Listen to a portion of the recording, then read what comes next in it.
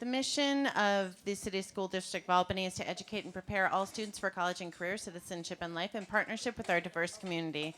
We'll be saying the Pledge of Allegiance. If everyone could rise. I pledge allegiance To the flag of the United States of America and to the republic for which we stand, one nation, under God, indivisible, with liberty and justice for all. Thank you so much. And I actually skipped ahead a little bit with the mission. I was excited about it. Next up, we have our superintendent's report. Dr. V. Good evening, everyone, and thank you, Madam President. I had the privilege Monday to join Mayor Sheehan and other local leaders at the South End Firehouse to honor one of our students whose courage helped his family avoid a tragedy. As you may know, Giffen first grader Avery Moses alerted his family to a fire in their apartment building in the early mornings of November 19th. His wise and brave actions helped his family and everyone else leave the building and get out safely. Everyone in the building lost all of their belongings, including one of our district employees who owns the building, Montessori Hall monitor Helen Holmes. But no lives were lost, thanks to Avery. This is one of several fires that have devastated numerous families in our community in recent weeks. That includes a large fire yesterday that left 23 people homeless, including 4 of our families. It's another reminder for all of us to remember how lucky we are in spite of the challenges we face in our day-to-day lives, and to remember those that for many of our community who need caring, support now more than ever.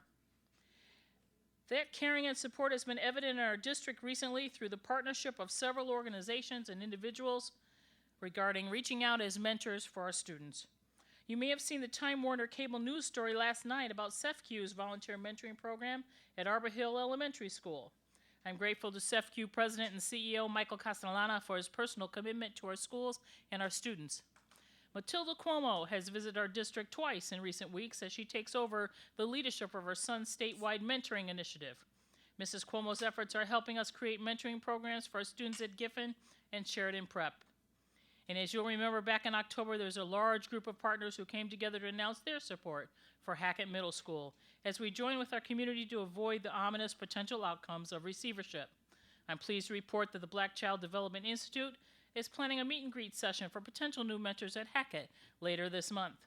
Those meetings will be Friday, December 11th and the 18th, and I believe we have a flyer on the table with those agendas. I want to thank Barry Walston for his leadership on this initiative and to all our partners for helping us develop the extra resources our students need to succeed.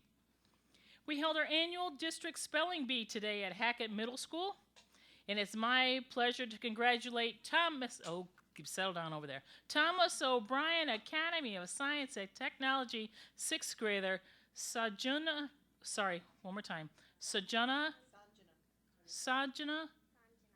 thank you, sweetheart, Kumare as our district champion this year.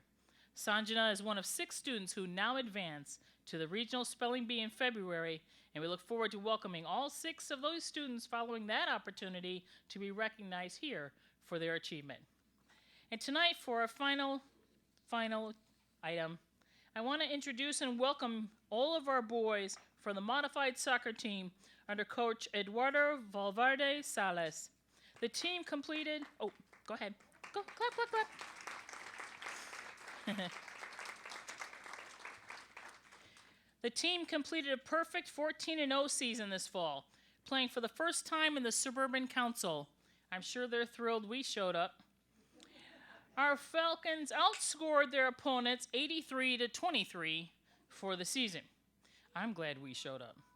The team is made up of 7th and 8th grade students from all 4 of our middle schools, and our student athletes come from 10 different countries: Bosnia, Burma, Congo, Pakistan, the United States, Puerto Rico, Senegal, Thailand, Trinidad and Tobago, the United States, and Yemen. We've become very accustomed through the years to Coach Adu's success in the Big Ten with 5 unbeaten seasons in the last 6. To see that success continue in our new, supposedly more competitive league is fantastic.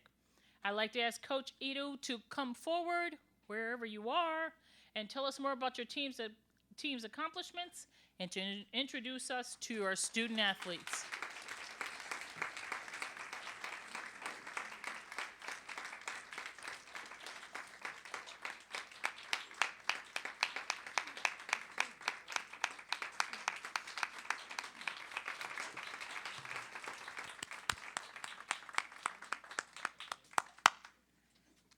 Okay, thank you very much for that introduction.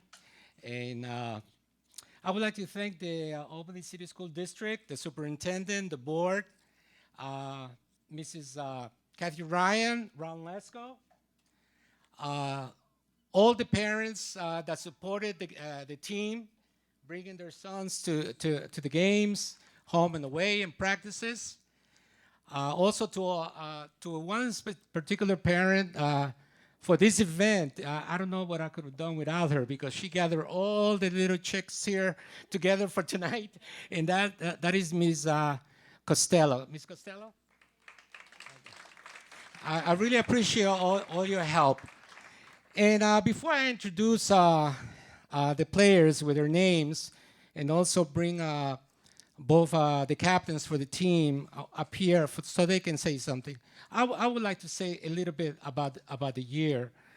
I know some of it was already said by the superintendent, but maybe, okay, so this is the second year in a row that the modified team consisted of a well-diversified international field of players.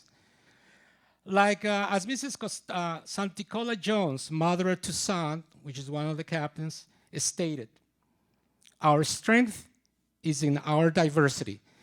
And that this team and last year's team, it really showed that diversity on the field, sharing football, because football is really an international team and therefore international players and cultures. So, you know, they came together this year and they proved a lot. The team comprised of student athletes from 10 different countries, which was stated. One from Bosnia, 4 from Burma, 1 from El Congo, 1 from Pakistan, 2 from Puerto Rico, their brothers. They recently arrived from Puerto Rico without knowing one word of English. And I think this was a great experience for them to be in this team because many of the players really helped them out. You know, some of them are learning Spanish besides other languages, which I think is fantastic. So they felt at home. I think it was a great welcoming for these 2 students that recently arrived, and we really welcomed them. I like that. 1 from Senegal, 1 from Thailand, 1 from Trinidad and Tobago, 9 from the USA, and 1 from Yemen. I don't know, I really want to give you a hand. You know, it's a microcosm of what the United States is about, you know, coming from all over the world, giving us the opportunity to become what we have become. The modified team is the first level team in a level of 3, which is modified, junior varsity, and varsity. And is the developmental team. Last year, there were 50 student players, athletes that tried out. This year, 39, which I took 22. That's a lot for this team because one of the goals for the team is for everyone to have an opportunity to play, and they did. The team was very excited, of course, knowing that we're going to play against the Suburban Council, and I think they really took it at heart, you know, and I knew that early on it was going to be a great challenge, not only for our team, but for the JV and for the varsity. To go along with this, I would like to thank also Coach David Wise, that was instrumental in setting a good and ambitious tone for the season when he visited the team early on, right before a practice. He spoke to the whole team, stating the importance to learn as much as possible and to put forth their best effort. He stated that they had a great opportunity to learn a lot, get prepared for the season, and for their future goals to play in the junior varsity and finally the varsity. I think they really liked that pep talk that the main coach, David Wise from the varsity, came and said that to the players. This year, you know, we concentrate a lot in technique. Technique is basically the body dominates the ball instead of the ball dominating you. So that's basically what technique is. But I include a lot of tactical play, which is basically the thinking part and decision making of a player. So they have more responsibility, and this is basically without the ball. In a 60-minute game, each player most probably only gets about a minute and a half on the entire 60 minutes for the ball to be in their possession. So what do you do, let's say, with the 58 minutes? Now, there is the beauty. And that's what I think many of us learn what to do. I really want to congratulate the whole team, because it is a team, individuals within a team, for the great year that they had. They all contributed to this great accomplishment in the first year in the Suburban Council by going undefeated with a record of 14 wins, 0 losses, and 0 ties. They yes, I think it's a great accomplishment, yes. They outscored their opponents 83 goals for, 23 against. They are leaving a high standard to tie or beat for the future teams. What a great goal to strive for the other teams. And to close, before my captains come and say something, and I will name every one of you because you deserve it. 1, 2, 3. Si se puede, si se puede. Falcons all the way. Okay. I would like to introduce first the 2 captains. And usually for the team, what I do is after they've known each other, after tryouts and practices a little bit, I let the team select their own captain. That's one. And then I select the captain. And then in turn, those 2 captains select a third rotating captain for each game. So there's always 3 captains for each game. But the 2 captains were selected, one by the team and one by the coach. The first captain is, can you please come up here, Anthony Rouse. And the second captain, Toussaint Santicola Jones. And I would like each one to say something about their experience of being in this modified team. We had a really exciting season. We had a group of talented kids and a great coach that helped us get better and taught us life lessons. We had a group that worked hard and worked together. Not to mention we had a fun and loved the sport of soccer. This is what led us to an undefeated season. Thank you for recognizing our hard works. Let's go Falcons.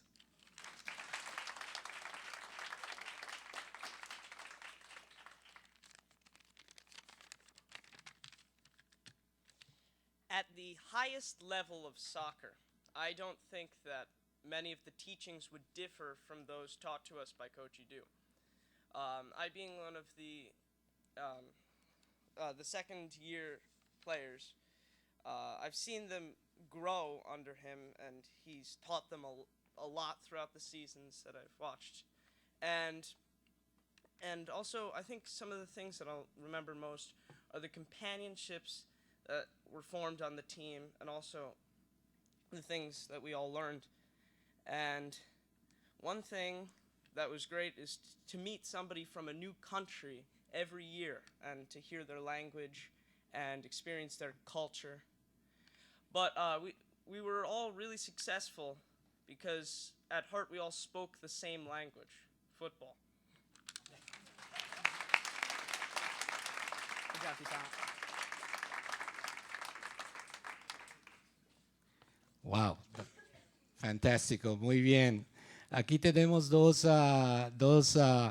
jugadores que no entienden el inglés y los padres de familia. Quiero decir un poquito de ellos, de que fue un año fantástico, que ustedes vinieron todos para los entrenamientos, para los partidos, y también, aunque nos no sabían el inglés.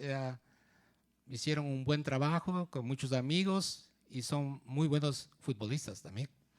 Y de Puerto Rico. Bueno, muchas gracias, ¿ok? Y los padres también les agradezco muchísimo. Okay, I would like to name all the players, even though they might not be here. I will say their names anyway, but I would like you to be recognized. So make sure that you raise your hand and put a step forward, like you did the whole year. Okay? All right. Mohammed Al-Tiri. Unfortunately, he couldn't make it. Nei Kwa Wa Blat. David Kahian Seu. Unfortunately, he didn't make it. Sorry about that. Jacob Chowdhury. Ronan Costello. Pape Ausme Diagne. Unfortunately, he didn't make it. Andrew Farrell. Owen Hapson. Isaiah Harris Innes. Unfortunately, he didn't make it. Connor Jocelyn. Harrison Leon. Santino Martinelli. June Omu. Sorry, he didn't make it. Carlos Morales Vargas. And his brother, Kemuel Morales Vargas. Ian Moschitello. Tracer Niyukuru. He's also a great basketball player. Anthony Rouse, one of the captains. Toussaint Santicola Jones, one of the captains. Camille Sefraji. Redo So.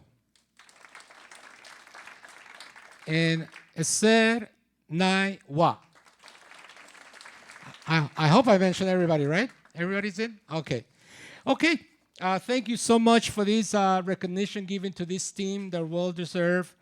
And there's always another season, right? Okay. Thank you from Coach Adu. Have a beautiful evening and God bless you. And if I could just quickly, an indulgence, I'm a very proud parent of this team. And what I would love to say as we're gathering for pictures, if people could look at this team, this is our city, and this is what our city can do. And Trevin is absolutely right. Our diversity makes us strong. But when we come together, we can be undefeated anywhere. So just look at that and marvel.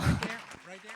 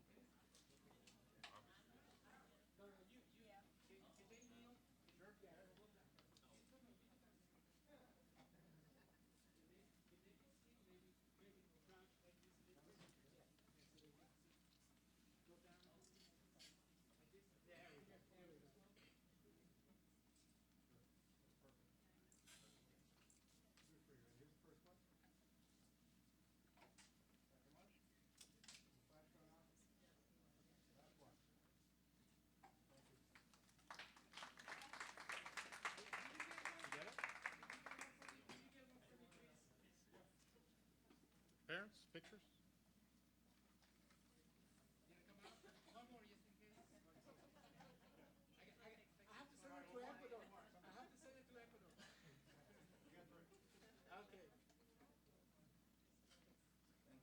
Come on. No. Sorry. All right.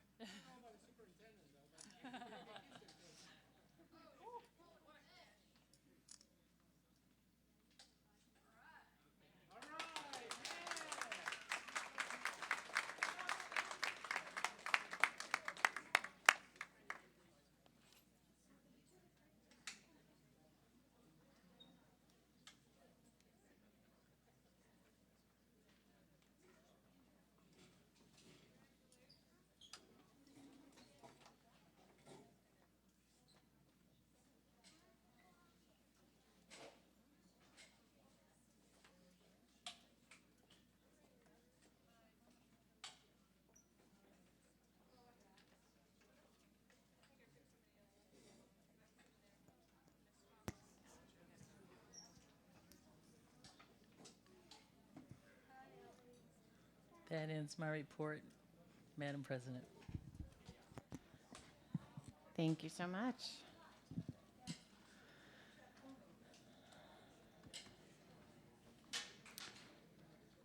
Next up, we have public comment. We'll welcome. Have a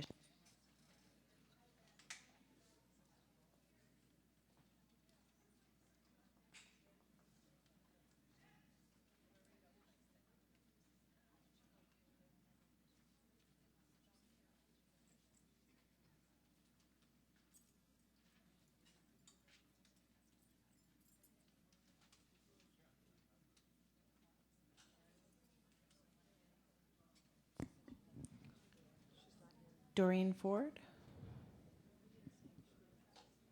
I am so sorry. I didn't say my spiel. I was so excited about soccer. Football. Football, sorry. The Albany Board of Education welcomes district residents, parents, students, and other people to our meeting. Community involvement at board meetings is encouraged so that we can better understand your views. Please be aware that by law, individual student information or particular personnel issues cannot be discussed at public sessions of the board. When recognized by the board president, please state your name and city of residence. Statements are restricted to a maximum of 3 minutes, and speakers will be notified by the board president when their time has expired. We take public comment very seriously, and careful notes will be taken. However, the board generally does not respond while the meeting is in public session. Doreen Ford.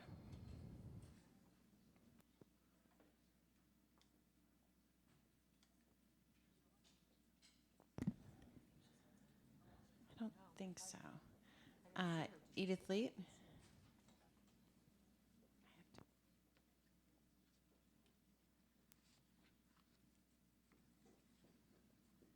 Hang on for a second. Anne's going to do the time. Okay. You ready to go, Ms. Leet? We're ready to go. Is the board ready? We are ready, yes. Okay. Edith Leet, I live in Albany. I am concerned about some of the attitudes that the board seems to be taking in regard to this project. I would like to see you be less rigid about not even considering that you might be able to take the 9th grade out of the high school. If you did that, you would automatically take 25% of the cost out. You would have more space for the construction that you're doing. You would be able to give students more space. And rather than having the 9th graders come in, which is a critical year, and be at the bottom of the pack, you could have them part of the middle school, and they would be in the middle school for 4 years with the ability to have relationships with teachers, counselors, and their classmates, and be better prepared for high school. So I really hope that you will give that consideration, especially since there are 3 new people on the board who haven't been in on that conversation before. I would like to see you talk about it. I'm also concerned about the effects on academic performance. We spent $176 million to either renovate or completely reconstruct 15 buildings, I think, in the school district. And is there any data to show how that has impacted student achievement? I know there's been a lot of energy spent on promoting the vote. I wish some of that energy had gone into academic achievement. Do you know how many third graders are now on track and are reading? It's past the first quarter. We're probably halfway through the second quarter. How are the third graders doing? How are the ninth graders doing? How many are on track to graduate at this time? Can you provide those kinds of figures for the public? That would help us to see how our schools are faring and how effective the programs are. Thank you. Thank you very much. And what I think I'll do in order to preserve time is reserve any of this leftover time for after our presentation, as there was an interest in some weighing into the facilities presentation. So next up, we have our facilities discussion with potential action.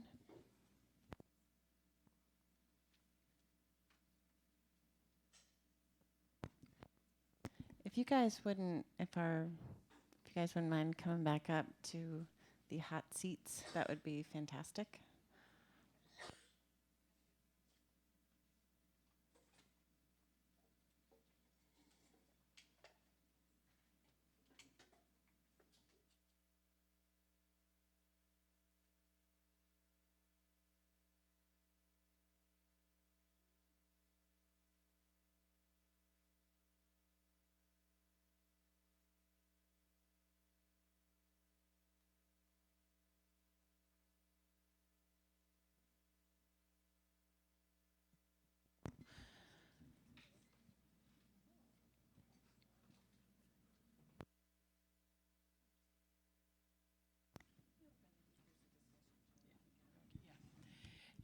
As you know, the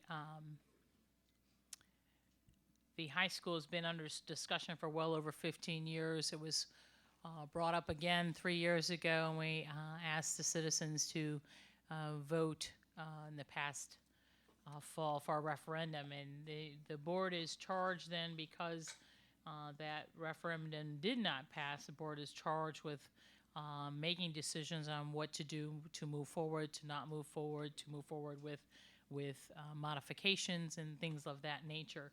And so tonight's discussion, I believe, is about the board discussion around that, the opportunity for a public dialogue with our consultant colleagues here. The opportunity, it sounds like Ms. Farrell has just saved the perhaps 20 minutes of time left from the public comment section to allow the public to be able to talk about that as well.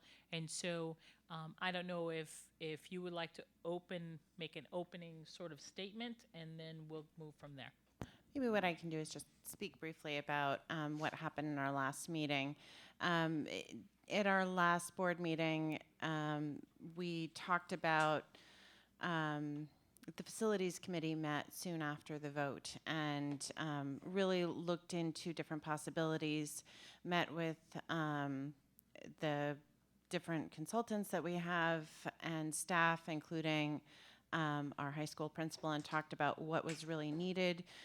Should we come back and really reevaluate everything, the directions on it, and then kind of came together and made certain recommendations to the board looking at specific items. The facilities committee felt that it was important to take a close look at the project to see if there were ways to lower the cost. But we also wanted to weigh in with our high school principal and see what her thoughts were. Was this something where she was? And she was very decisive about the needs that are in this facility and what needs to be addressed.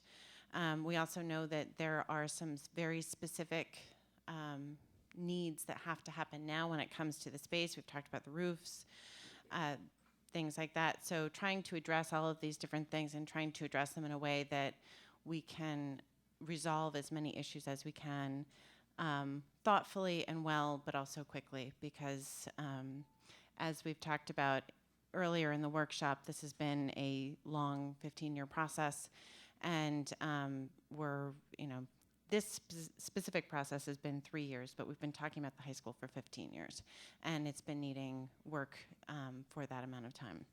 So at the last board meeting, we all weighed in on different things, and we did straw polls. And the majority of the board was interested in looking at the specific items that were brought forward by the facilities committee and by our design professionals, design and construction professionals, I should say, and that really dealt with not impacting, minimal impacts on program. And the board also, by a majority, wanted to focus on that and not delve deeply into program. So we, as a board, each weighed in on these different options. I think we should talk about that. And we also weighed in on when we thought the vote should be. So the majority of the board felt that the vote should be in the winter or spring. We were kind of fluid on that, and that's something we'll have to nail down. So from that, we passed along the different board information where everybody weighed in on to our design and construction professionals, and they kind of reevaluated the design, if that's accurate. And I don't know if you guys want to weigh in on some different possibilities with that. And also I should look to my colleagues and see if you're interested in talking with the different possibilities that the design team talked about when looking at our specific paring down in the majority of it, or do you guys want to just get right into discussion? All right, right into, let's see what they have. I think just to preface, at the last board meeting, one of the questions was asked about if we didn't build a new auditorium, what would that mean for the rest of the music space and how would that get reconfigured? And what Tina's going to go through with you is really thoughts and things that came out of that, thinking about how things could be different, and that's what we wanted to show you based on the based on that. So we have we did bring copies of what we're going to show you for the board.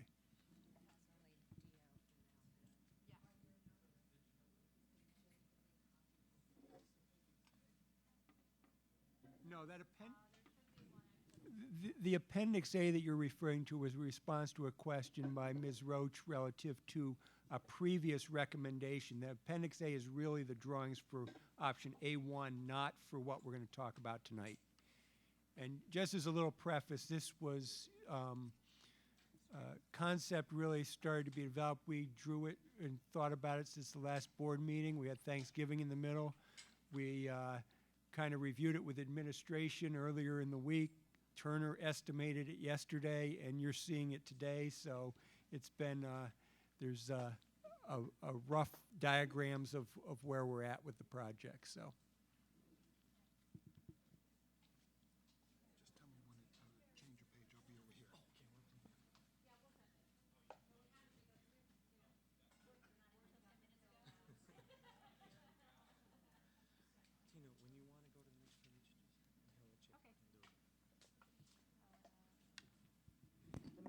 They're, just for the audience, they're making copies of another one, so you'll be able to look at it too in just a few minutes.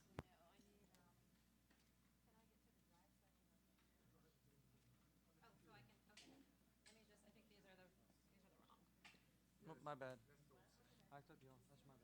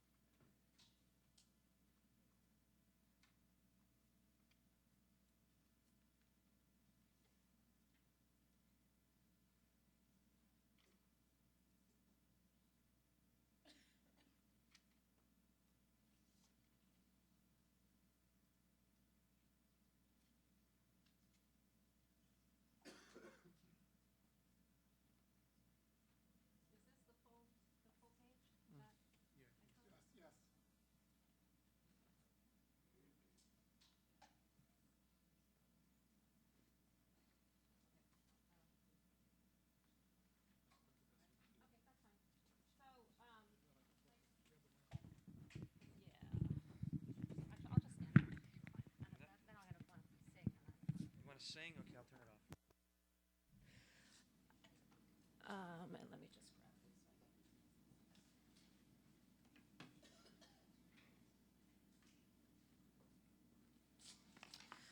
these. Okay, so some of the biggest factors that we looked at were what happens if we don't build the auditorium, because we know there's significant savings in that.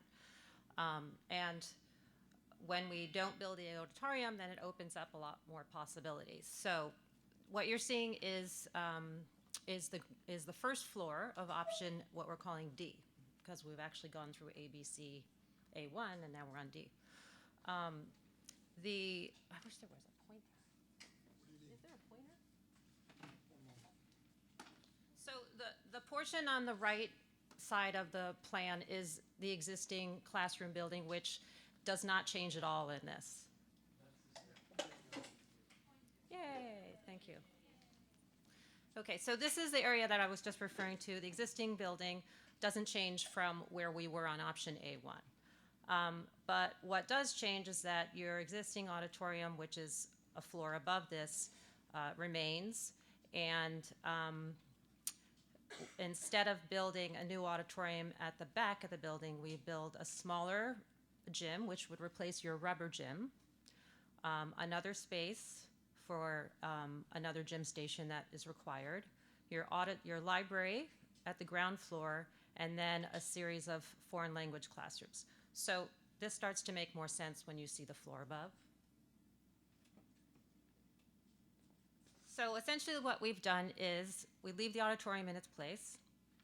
We rework this classroom addition. It still has 3 small learning communities, but what we've done is we've extended it out a classroom this direction. We've added some classrooms over here, so now we have a double-loaded corridor, and we've added some classrooms in this location. So what it was essentially taking over all of this before, so we're picking up the spaces back here now. When we move the auditorium to this when the auditorium remains in its existing location, what we wanted to do was bring the music classrooms that were in the back closer to music. So, which is why we're now proposing building a new small gym to replace what this gym was. And now we can get your major chorus rooms, band rooms, and music rooms up at the front close to the auditorium. And then the rest of the plan essentially is not very different. You have art classrooms in the back. You have another gym station that again is required, and a library that's a double height space. So on this floor it's open as well as the gym. So what we are showing in this is that the existing main gym stays the same. It's not showing any extension.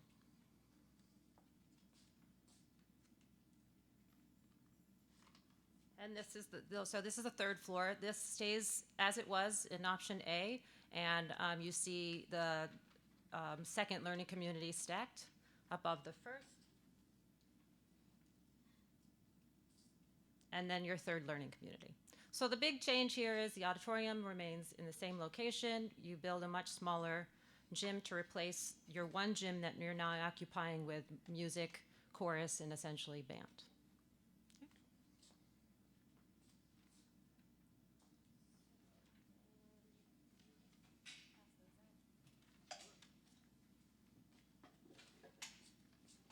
So once we started to really evaluate what happens when you don't build a new auditorium,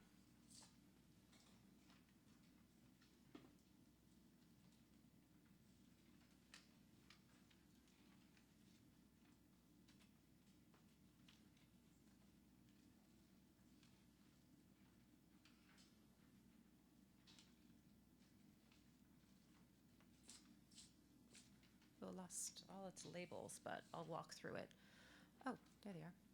So once we started to look at, okay, if you're not building a new auditorium and you are reutilizing your existing auditorium, it makes a little bit more sense to look through this even deeper. And so while we think D works, we think this is actually a much better plan, because now we've flipped the music and arts areas and your classroom addition, and the classroom addition with 3 small learning communities is actually in the back of the building, which is where one of your main entrances is. So in this option, your first floor has, again, the existing classroom addition that has not changed. 1 small learning community now on the first floor, which is here. So which has essentially replaced what was your auditorium and your arts and your music and your foreign languages. This is all existing space. This area has not changed at all from where we were, and we have just some minor change up in this area. So at the second floor, which is the Washington Avenue entrance, again at the back you have another small learning community. This has not changed at all, so we're still putting 2 small learning communities in your existing classroom. Your gymnasium stays the same, your rubber gym stays the same. We add another small gymnasium, not a gym, sorry, athletic station, again, a requirement. And we basically build your music classrooms, your foreign language, and your art spaces up at the front.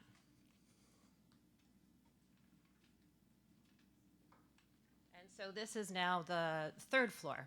So again, you see your 3rd learning community, 2 learning communities here, and now a series of art classrooms, a student support space, multi-purpose room. And the other thing that we've looked at in this is if we can add a balcony to the auditorium to increase the number of seats to accommodate close to, or in fact, to accommodate an entire small learning community. And we think that's possible. We are in the process of analyzing it, but it looks very favorable. So some of the benefits of this over option D is that because we've now flipped the learning community building, the new classroom building, with the auditorium, we can now build this first. So now you gain all these classrooms in phase 1. So we think that's huge. We're also only building 3 stories now as opposed to 4. We have some room for expansion in this. Just And- quickly, Tina, I'm sorry, this is housekeeping. We're out of time on this item. So could I get a motion? I'm nearly done.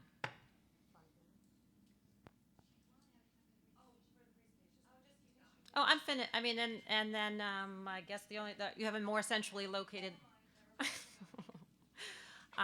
a more centrally located library. So that the one thing that did change here that I didn't point out is that the library that was located here, we think we can build actually on the 3rd floor over the courtyard. So now your atrium space is only a 2-story space, which really puts it, right smack in the middle of the 2 small learning communities.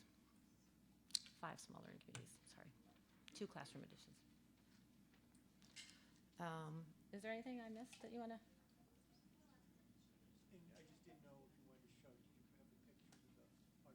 Oh, yeah, we did show, because sometimes it's hard to imagine that we can take a space like the auditorium as it is and actually renovate it into a modern auditorium. So we did bring some examples if anybody that we've done quite recently.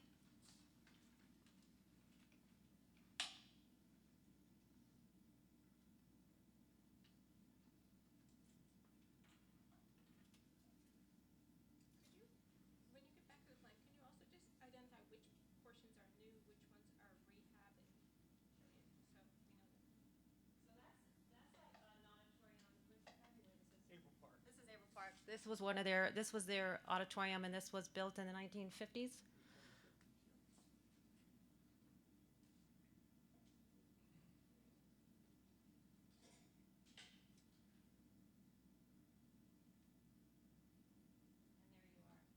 A renovated one. And that's a, not an overly excessive auditorium.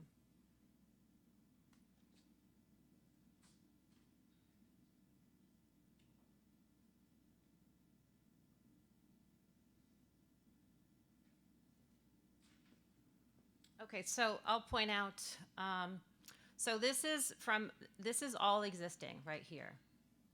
This is a small addition, and the reason that we added that is because it helps us pick up the double height spaces for career and technology. It provides more aid because it's new construction, and it also allows us to build the proper sized science classrooms and labs. This is all new at the back, which would also include a courtyard, because per SED regulations, we need to be a certain distance away from an existing building. This is all existing, this is new, and this is existing here. This is your auditorium. So right now you come up here when you walk in the building. And essentially we're infilling the courtyard. I'll go to the floor.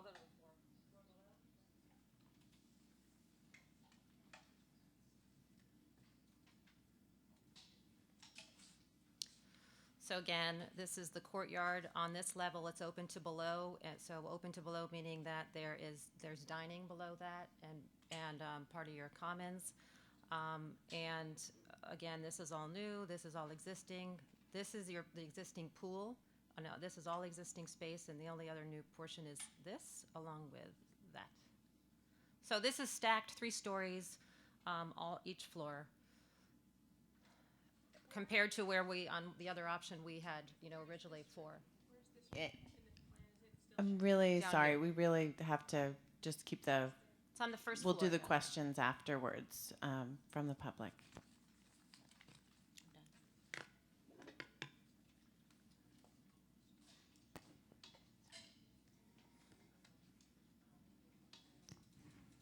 I had a really quick question. Sorry. Was there more? Yeah, but if Ellen has a question, go ahead and ask Really her. quick question. What's the square footage of D and E compared to 1A? A1, sorry. Can you, A1 compared to these two, which when we get into some of the costing, D and E are almost exactly the same cost because you're just taking the same space and you're moving in different spots, but it's about 30,000 square feet less. The last 2 options.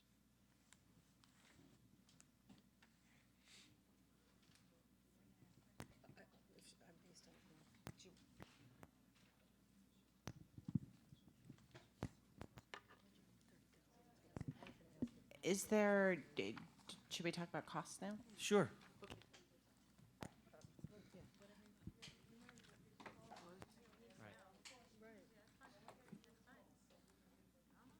So I'll present the cost. Okay, thank you. Okay, so when just to frame where everything's at, because we talked about things that could potentially be in or out.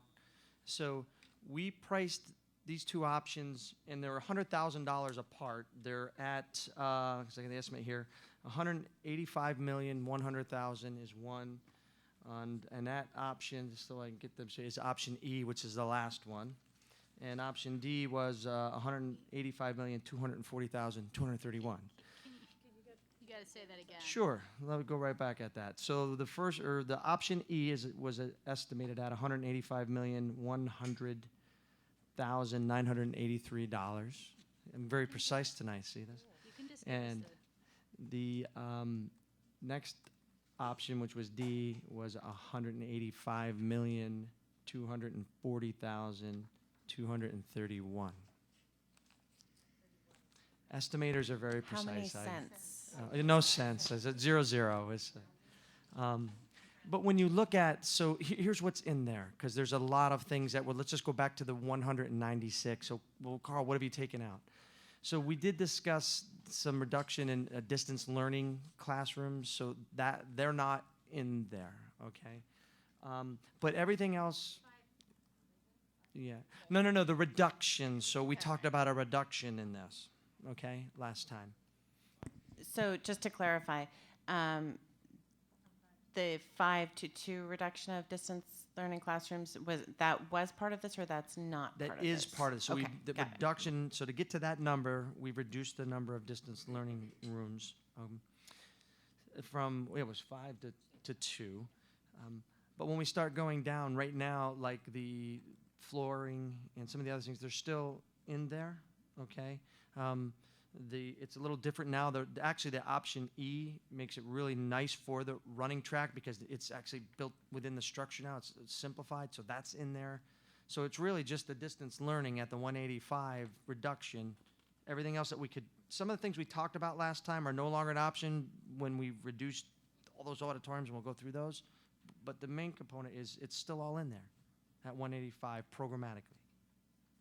So, just to clarify, I think that with the jogging lane, walking area, these options either they can allow for that or not.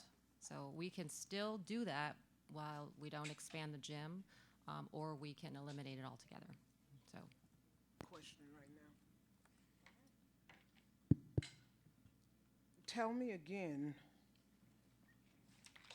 what you're not doing anything to the gym Correct. with either one of these options. Well, we're not expanding it. You're not adding that extra space that we talked about in the facilities Right. meeting. You won't be doing that.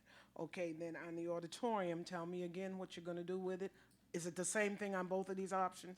Yes, it could be the same on both options. And what are you doing? So it would be a complete renovation, and we are looking into putting a balcony level to increase the amount of seats from 650, which is what it currently is, Right. to at least 850.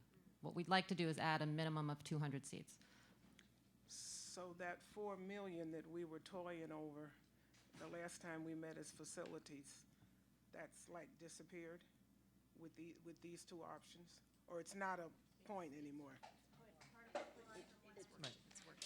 Yeah. So it might be good if It's I in the go down the reduction list and part? tell you what's in or what's out, right? That would Yeah, be okay. perfect. Thank. Okay, So- thanks. That's okay. Bill just explained it to me. I got it. Thank you. Actually, that would be great if. Well, So, yeah, so Thank is it in the same order? That's what I just wanted to Okay, know. okay. So the list that the board had the comments on, so now what we're talking about is the plans on the screen, the 185 million. So we have not talked about shifting technology costs, which was a saving last time, okay? So that's still something you consider beyond the 185. It's not, it hasn't been considered yet. Reducing the furniture and equipment we talked about last time, that's not been done here. It still can be done. Obviously, reducing the size of the auditorium, that has been done. Reducing the number of distance learning room classrooms, that has been done in this current plan. Changing the budgeted materials in the corridor has not been done yet, still can be considered. We talked about eliminating the turf practice field, has been still in there, still can come out, okay? Working through the pages here. And the next one was a renovate of the existing auditorium instead of building new. That's anticipating renovating it. Eliminate the elevated walking, jogging track. That is in a different form, but it's in there, okay? Don't expand the existing gym, so we have not expanded the existing gym, so that's renovated as it is now. And the last one was another. Right, yeah, so 10 isn't relevant anymore, so let's keep going down here, because a lot of them had to do with the auditorium. Don't move CTE to the high school, that obviously is not in there. CTE is still at the high school in the $185 million plan on the screen.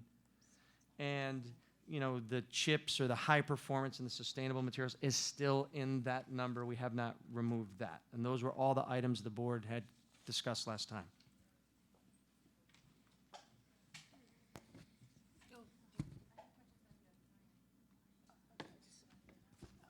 So, thank you so much.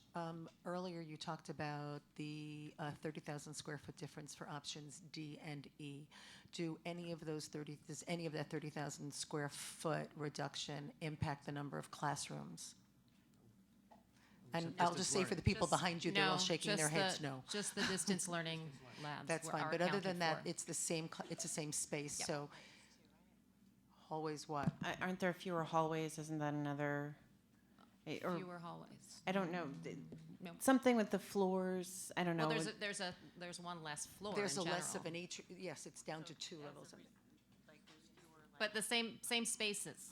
Thank you. No, I got a little nervous when someone said either smaller hallways, because I'm here a lot, and they're big, we have big high school kids there, 17 and 18. All right, great, thank you.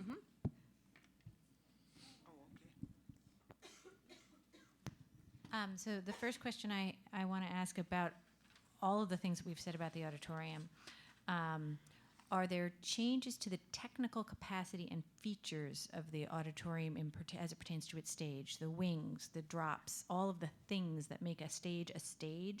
Have you changed any of that, either compared to what we have right now or compared to what we had projected for A1? I'm trying to understand, are you just changing seating, or is there stuff changing about the stage? So it's still a full renovation. So all the stage lights, rigging, lighting, dimming, sound system, seats, finishes, they're all new acoustical treatment. So it's really the core and shell of that auditorium. And maybe I'm not asking the question completely the right way, but I'm going to try it again. I know they're all new, but are they the same scale and capacity? We have an award-winning theater arts program, and I don't want to feel like, hey, you can't quite put on, I don't know, My Fair Lady, because we used to have planned 20-foot wing, and now we have planned a 15-foot wing. No, okay. No. It's the same. Same square footage of that. What's the advantage of DRE over the reductions that we had considered?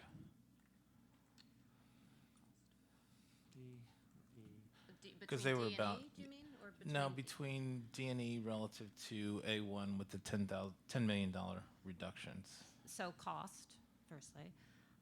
But I think most importantly is that you can build, particularly in E, you can build the classroom addition first. So you gain, 24 classrooms over 3 stories in phase 1. The other thing I just wanted to make sure was clear, these things that Carl went through add up to, that you haven't decided on yet, add up to about another $6 million of potential reductions. So that's the difference, is that essentially we could do Plan A1 and just take out the auditorium, but this was what got you to a new plan based on not wanting to have the music classroom in a different spot than where the auditorium is. Right. I thought the gym expansion was going to be about 20 million. So if we not. We like gym, but not 20. Okay. All right. My bad. And how is gym space now relative to the A1 plan? Because you've moved it around a little bit. So with the exception of whether you build a jogging practice lane or not. Jogging lanes. Sorry, yeah. a jogging lane. If we could call it another, because if we could call it a gym space, because that was one of the things that we needed without that added gym space, right. whether So- it's elevated, so you're you right, walk, Jenny. run, or roll around on it. That actually functioned as a gym station that is really in need. It was one of many gym stations that suits the amount of enrollment that you have. But we have the same stations as we did in A1, with the exception of what you do with the walking or jogging track lane. Okay. And locker room space, is it going to be the same as? What is it relative to what we have now and relative to? It looks like it's the same from A1. Yeah, it's the same as A1. Essentially, the locker room space is largely the same as what you have now. It's just being renovated. So Tina, I just wanted to go back to something you had said before, Kenny, or in the beginning, when you were talking about the advantage of E and the reconfiguration allowing for the building of classrooms first. So I just want to make sure that the conclusion I'm going to say now is accurate. And that is that the district doesn't have to wait 9 years, or 7 years rather, for utilizing additional classroom, the new classroom space, correct? That's right, correct. Do we know, because people will want something more specific, do we have a range of ideas? Let's say, assume we went with E, just so that we have this idea of how to speak about it. What would the difference be in what we'd be looking at from 1A as to when we could get into new classrooms? Well, we would be building those in phase one. So in option A1, we were building those new classrooms in which phase, Carl? The new classrooms in phase 2.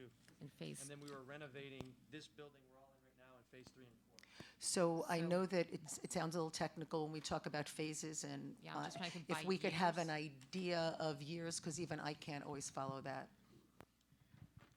While Carl's looking at it, I think phase one was going to be complete basically 3 years after the vote. So it would be, So in the old plan, the first component was complete in September. Kids are occupying in September of 19. That's excellent, thank you. I mean, those are the kinds of things that people can wrap around, or that people can actually want to know with specificity. Then the other quick thing, I just wanted to, of course, I'll forget as I'm starting to talk about it. So, I was going to segue into, now, since there's not an appreciable difference in the cost between D and E, are we now going to move into the idea of whether all of the money is the same, or the shifting on your redo of the plans to D and E shift the amount of local versus state aid?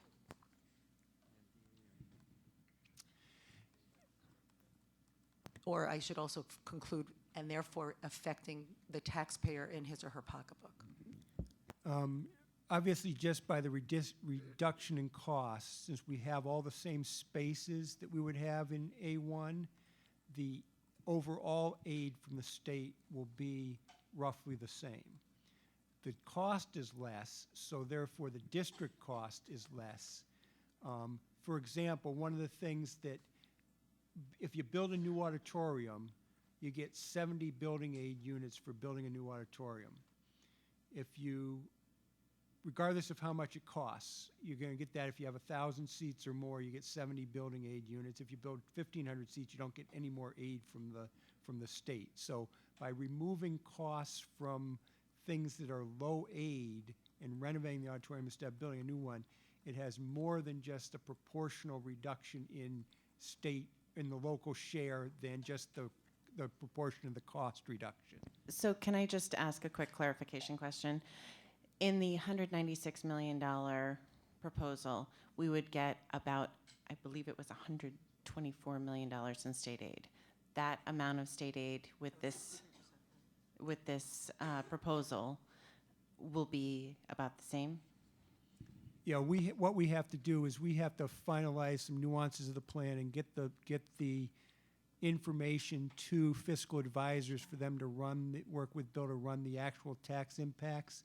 But roughly the aid's going to be about the same, but we're building less space. So, and I guess just to clarify it, about the same as in the same percentage, it'll be 63% again? No, the same it's going to be a higher percentage, roughly the same total Okay. dollar amount. So, thank you. Now I feel we're back like on the Sesame Street wavelength, which is, I really appreciate that I don't build buildings or design them, and I have to ask questions to people who do.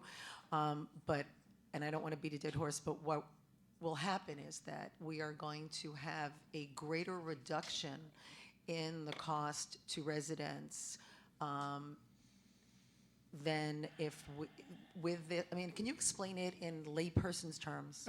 Essentially, to answer your direct question, the reduction in the cost of local taxpayers will be percentage-wise greater than the reduction in the total cost. To go with E or D? To go with D or E, yes. So, and sorry to say this again, but it sounds like we all could use it pounded into our heads one more time.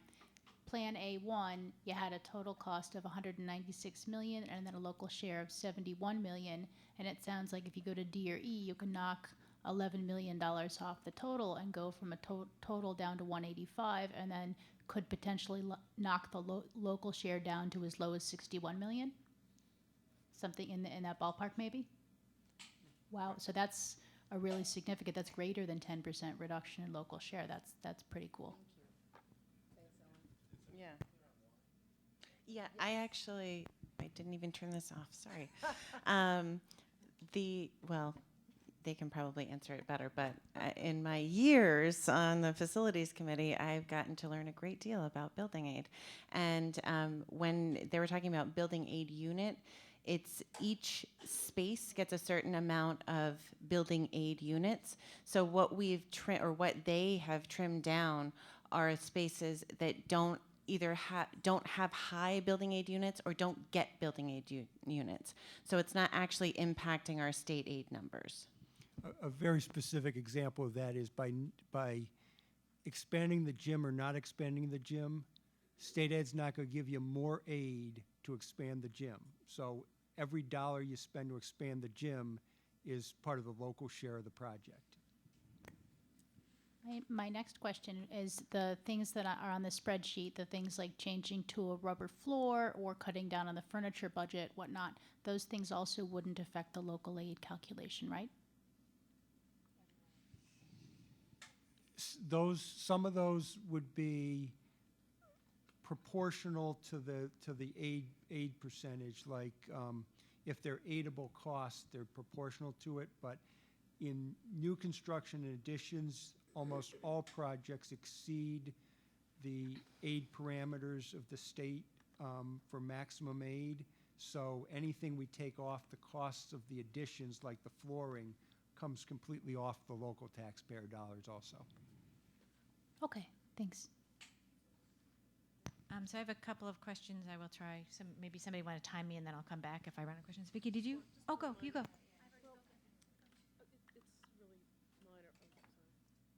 Hello. Okay.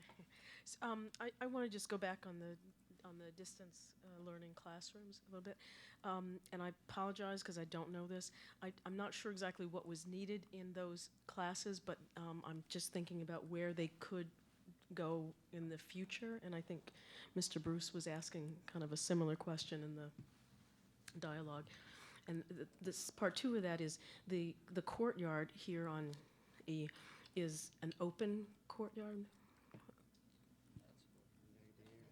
Can I just ask a tag-on question? Because I wanted to make sure, this was actually one of my questions.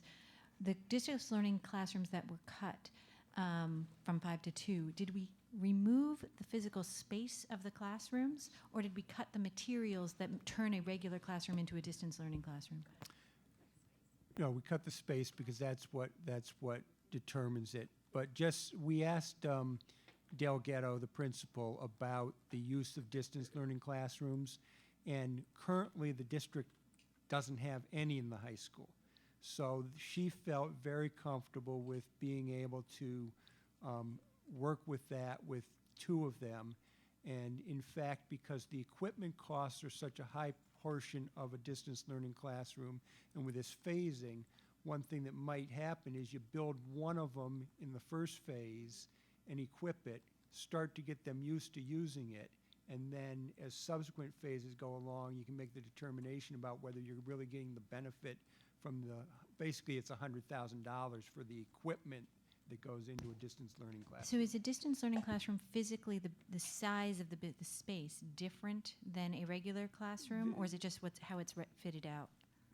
Yeah, normally they're a little bit larger. Normally a regular classroom we're building about 850. You might want 11 or 1200 for a distance learning classroom. But we have there some 11 or 1200 is more ideal, but there are a lot of schools that do have them in 800 square foot classrooms. So we don't do distance learning right now, though, right? But we have a distance learning plan. Is the idea that you could run a larger class with distant learning, like you'd have 50 kids in a class? Or why is it larger? Well, it's larger because the people who participate in that, it's a technology wing, and there's laptops or computers and all that, so everyone can see everyone. And so distance truly means distance. So if we decide to run a course out of Harvard, Princeton, Yale, it could come into this building for our kids. Do I have a plan for that? Not right at the moment. It's a part of secondary transformation. I know that by the time we have the building built, we have 3 to 5 years to get that ready. And so I know we have the partners that will help us, but no, I have not invested in that. It's a part of the plan for secondary transformation. And if Vicky just wants to Go back to the courtyard question. go back to the Oh my goodness, I'm so sorry. I wanted to go back to the courtyard question, and I was actually attempting to tie that into the distance learning a little bit, but I'm not. Is it open? Did you? So there's natural. So it's open so that you can can have natural light come in, but Uh-huh. it's a closed loop, so it's not open from access from the outside, correct? So, you- uh-huh. And the purpose is to allow natural daylight to get into the classrooms. Right. You also said it's a sustain. The distance between an exterior wall to a classroom has to be a minimum of 30 feet. So that's what it's based on.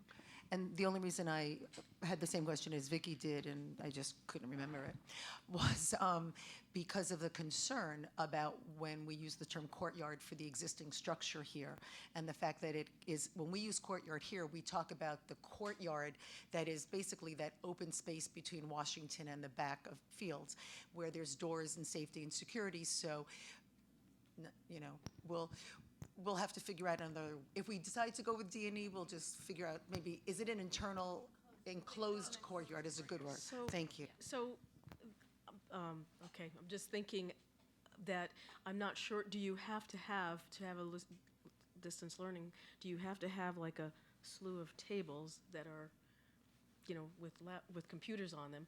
Or is this a comfortable space where I can hang out and have computer access? Oh, I think, You see what I'm okay, saying? we need to clarify. Okay. This courtyard is open to the sky. Oh, all It's right. basically See, it does. Yeah, okay. but it doesn't have access through it like your courtyard, the courtyard we Just have here. a quick clarify. It does have access to it though? Like there'd be a door to get out there, right? Yes, I mean, it could be used, teachers could tell you if it's set up that way, you could have class out there, kids go out there for reading, whatever you. Okay. Would anybody mind if I asked a question? Or Can I? Oh, No way, Jenny, no. Oh, that's right. Never got it. So back to the courtyard, the natural light for those those spaces that are now only on the courtyard, that's sufficient to give them appropriate natural light, whatever that 30 feet distance is? Yep. Okay. And then all of this hinges, to my mind, in part on the answer that you said you didn't quite have yet, which was being able to fit an entire small learning community in the balcony. What does it take, or not in the balcony, including the balcony, what does it take to get us to yes on that? What will it take before we'll know the answer to that? Because it's a really important part of what's happening here.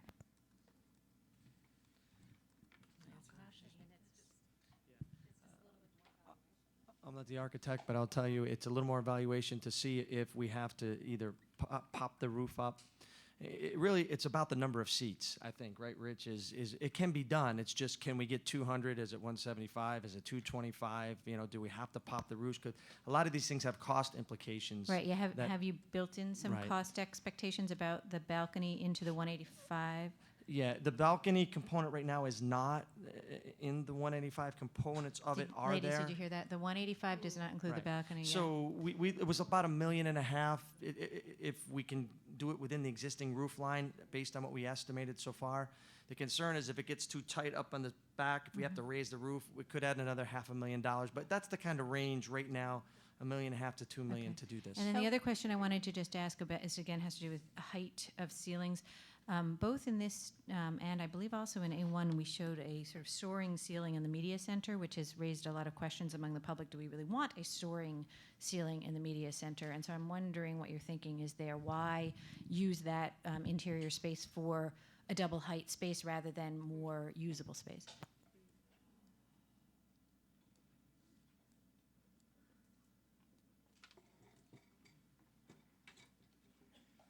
So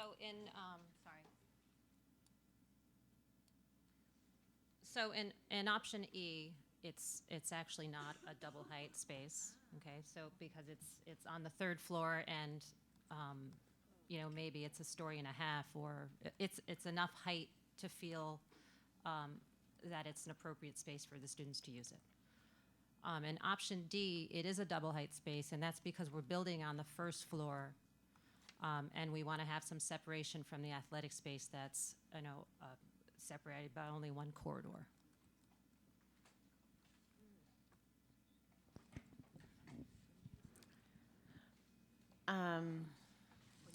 So just to quickly ask, the, talking about timeline, well, I don't know if timeline should be a different conversation or?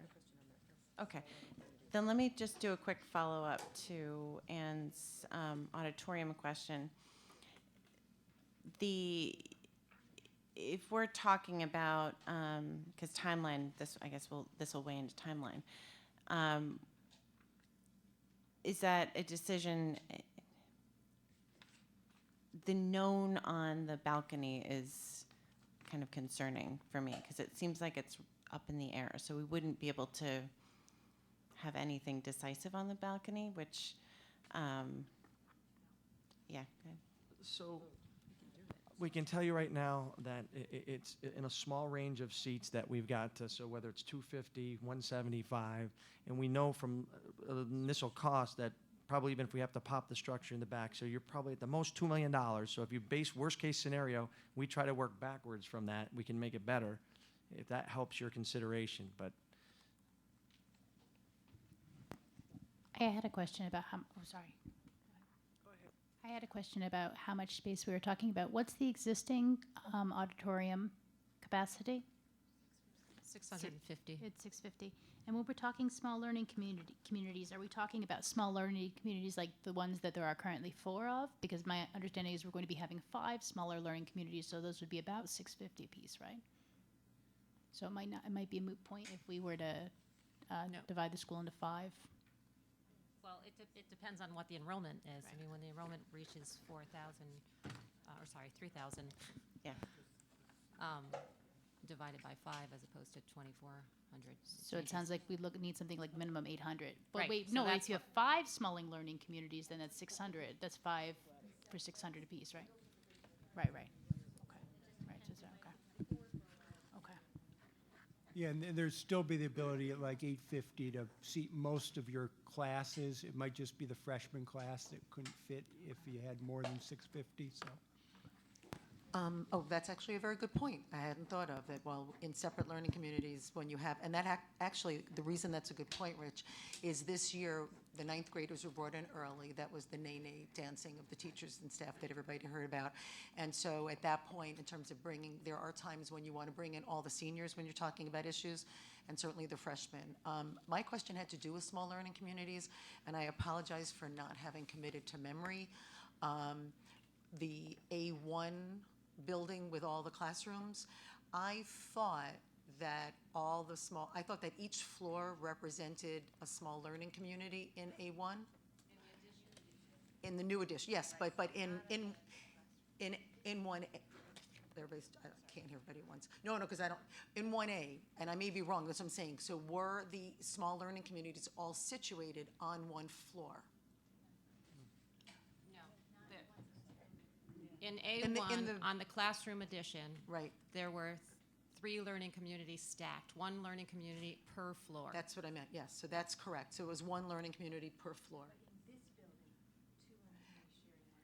But right, but one of the reasons I asked that, and it's my only concern, I don't know that it would be a reason to not support it based on a balancing of interests. When I look at E, it looks like what I'm seeing is that small learning communities are now distributed on 2 of the small learning communities are distributed on 2 floors. Is that, I'm not reading the map, the chart correctly? Only in this building. But I don't think it's a But that was the change. case on A1. Oh, It's no people said change they from did. A1 to this. Yeah. In both cases, the addition had a small learning community on each floor, and the renovation had 2 learning communities sharing a floor. There's no change from the old design to Then this design. When we say 2 learning communities sharing a floor, No. that means, 1 learning community sharing 2 floors. thank you. That So was the building is the language- essentially split in Right, half. thank you. Anne just clarified, that's, what everybody was talking at me, yes. So the shift is not avoiding, in the old building, having sort of to go up and down stairs in a sense, to access into 2 of the learning communities, correct? Yeah, but it is avoiding having to go through the entire Oh, building. that's not an you know, argument. so That's not a pro or a con. I just want to understand it That's because I correct. can't. So- There's okay. I don't remember the specifics on the drawings, but on the separate building, these we're only 3 of the 5 learning communities, even under E, are all going to be on one floor. And then in the old space, there'll be 2 learning communities that will be on 2 different floors, sort of one on top of Yes. the other stack. Thank you. Correct. Thank you. The renovated space.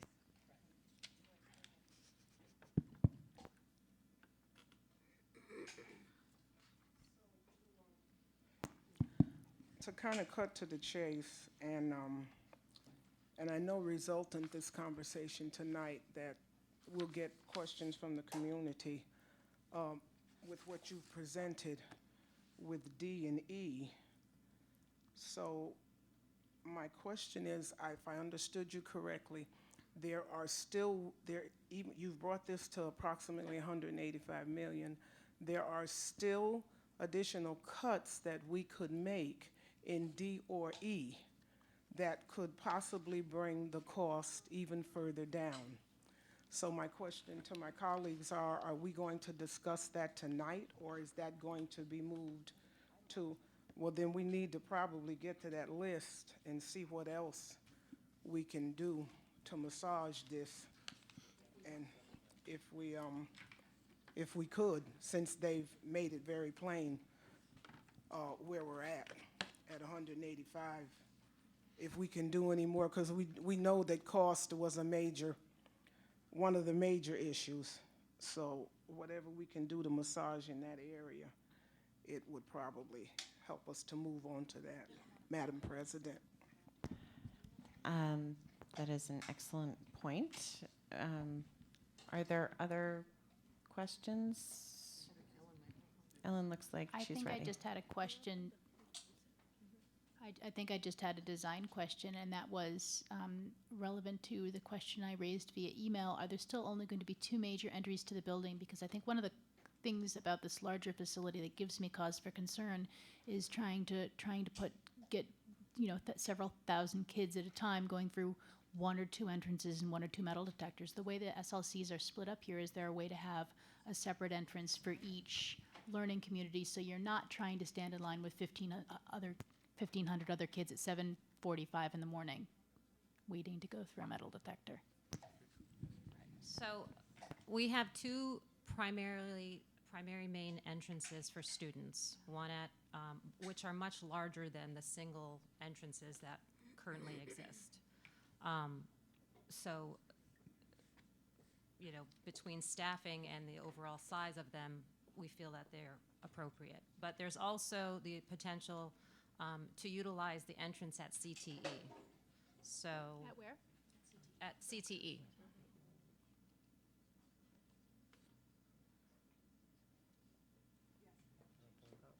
So on this floor, you'd have an entrance on this level, at the lowest level. There's also a point over here for the career and technical education. This is the parking lot side. If the administration were to decide, they could use that as an entrance, and you also have the main entrance off Washington Floor Avenue. So above. you could have multiple entrances, and they could even set up, if they wanted kids to enter right into a small learning community. But right now, they go in, they're screened, and I think they go into the cafeteria before class. So The towers, yeah. so there's possibilities. It's not that we need to funnel everybody just to those 2 entrances. And we fortunately have a very recent principal of Albany High right with us who can actually tell us a little bit about how the students come in, because I think that that's something to weigh into that too. I know that there's like 1 million doors on the courtyard, but the students are not actually coming in through 1 million doors in the courtyard when they come in the morning. That's correct. They come in this entrance here and the entrance all the way at the other end of the courtyard, and they're split right now by the 4 learning communities that are here. So 2, leadership and discovery, enter on this side of the building. Citizenship and innovation, enter on this side of the building. The congestion occurs when the buses all drop off at the same moment in time. But other than that, it's a steady flow of traffic. Most students get in right before so that the cafeteria doesn't overcrowd, like we just make it, and then send them up the stairs to get to class on time. So we only utilize 2 entrances during the morning entry. So it's the same, except larger, as Dr. V pointed out. And I also just wanted to quickly note, we're not actually losing any parking. I know it was in public comment, it was said that we were losing parking. In any of the plans that we have, we're not losing any parking spaces. In fact, I think we're expanding parking. That was a nod, yes, for the people that are listening to this later. I just want to clarify with the entrances. I mean, I think option E actually provides a lot of opportunities to evaluate the entrances, and we would be working with your security once we get past this to really talk in detail about how is the best way to enter the building and how it gets dispersed. That would be excellent, because I think anything that really adds to the separation of the separate learning, the smaller learning communities, would make them more effective, smaller schools, especially if you're talking about expanding the size of a building when you're talking about a school with over 3,000 students. Anything to give it that smaller feel and cut down on lines to get in would be a better experience, as long as you're making changes. I think option E, though, overall looks like the traffic flow would be better than option D or A1. Anne, you look like you'd like to ask another question. It's a relatively minor one, but I'll ask it because I know it's something that somebody out there wants to ask besides me, which is one of the advantages of A1 was that it provided a nice access point from the back parking lot to the auditorium, which we use as a community space, and it had the lovely common space, which became a lobby for the auditorium, and it really had a way of providing that lobby as a community service. And I'm wondering how you see that auditorium as a community service. I'm wondering how you see public access to our auditorium space for school plays and concerts and all the other things we do in the auditorium. I think it'll be a combination of things, and again, a lot of it depends on security and how we want to zone the building, because the way the building is laid out, it allows for every corridor that enters into a learning community to be locked off. So the ground floor common area can remain open while everything else gets shut down, and that has direct access to the auditorium. And then the entrance on Washington Avenue would be directly on, as it is now. Although as it is now, with more overflow space of a lot of some lobby space that we're showing. And then just to do a quick follow-up to Anne's, I've noticed in architect color language, a neutral gray is usually, like a warm neutral gray usually means a bathroom. And I notice that yellow, I believe, is closet space, while a goldenrod appears to be the office space. So it doesn't appear that there's any warm neutrals right by the auditorium. And one of the important things about locking, that's one of our issues right now, is that you have to kind of journey through the entire building to find a bathroom during any performances. Is there a possibility to add that? There's absolutely. We also didn't show them in the back learning community, and it's really because I figured that there we've probably been working was a hard plan to get for it a to this bathroom point. there. So. Yeah, I just wanted to double check that. Yeah, you will have bathrooms there. We are out of time.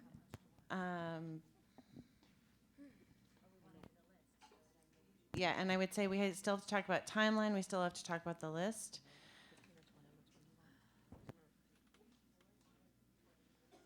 Sure, I'll be the bad one. In my verbose fashion, I'll move for 30-minute extension, please. I said 30, you'll vote for it. I know, I was going to say 20, but then the buzzers are going to go off and you're going to need another 10. I said Dr. 20 and they rolled Brandon their seconds. eyes. All in favor? That is Roach, Savage, Adler, Farrell, and Brandon in favor. Are there any abstentions?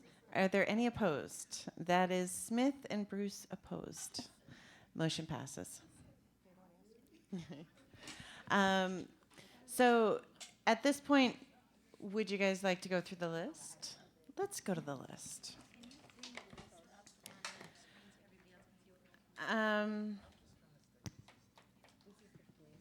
And we appreciate your consistency, Mr. Bruce. It's I'll put the list on. it's the one I emailed you. We're going to be using it later. So I believe we're going to be pulling up this fancy list, which our tech guru. Oh, and you guys brought it. Actually, they brought it. And they brought it, so they're just going to put it up. Yep.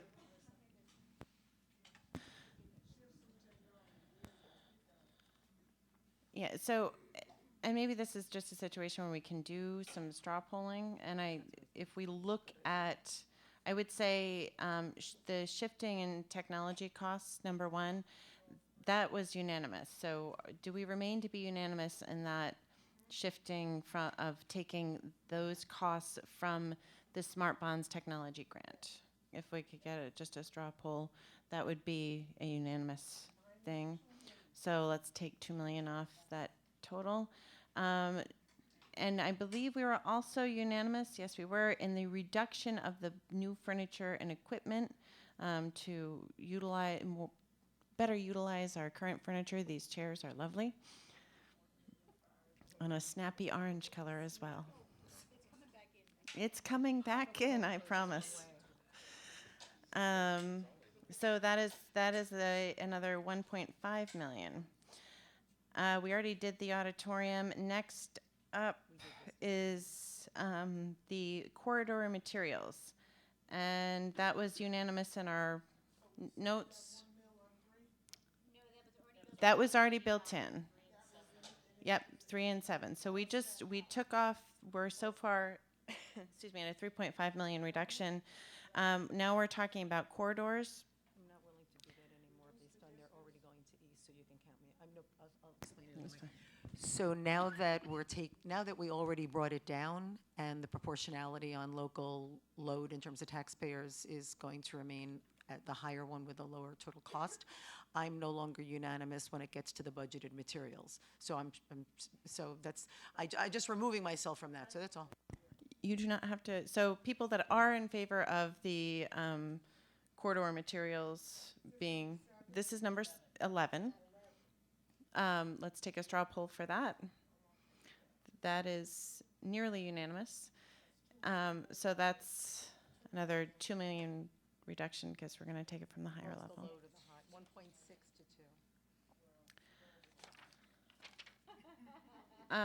2. The turf practice field.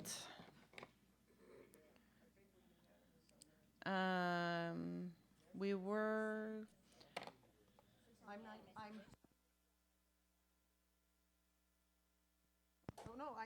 Let's chill. Let's. Yeah, a straw poll. Yes, a straw poll for the elimination of the extra turf practice field.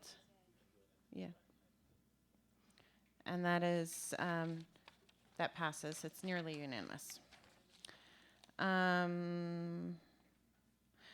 Next we get to... Tina, can you scroll up for the other things? Yeah.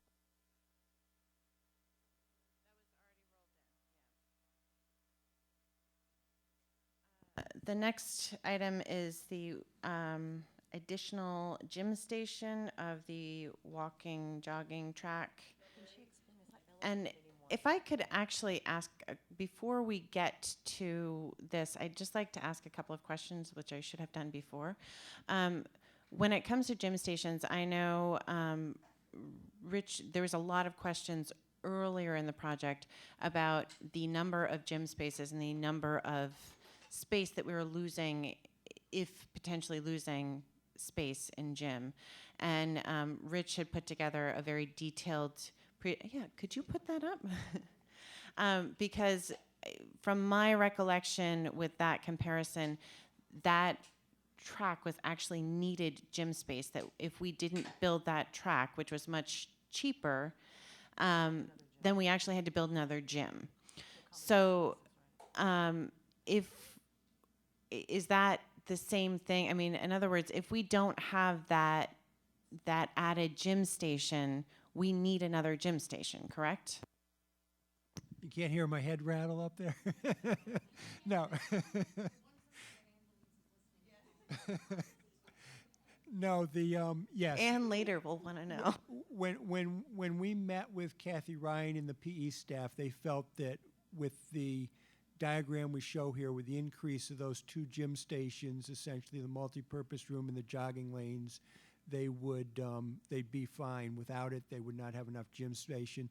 The only thing in the option E, we would not be expanding the existing main gymnasium, but that doesn't give them any more gym stations anyway.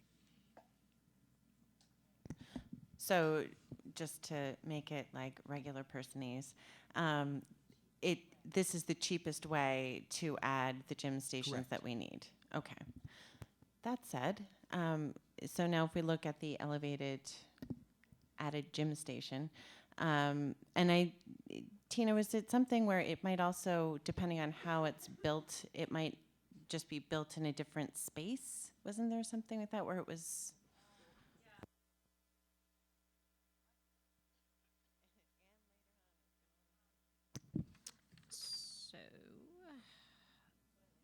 So actually, I mean, the way that we're laying the building out in E, it's almost as if 3 out of the 4, let's call it lanes, perimeter, would be built because of the additions we're putting on. So essentially, you'd be building only one connecting corridor back. Why don't I show you, because it might be easier. It's not, I mean, the way the plan is, the diagram is drawn is it could be there or it doesn't necessarily need to be there. It would be around, it would be the yellow on the 3rd floor. It would be on the 3rd floor.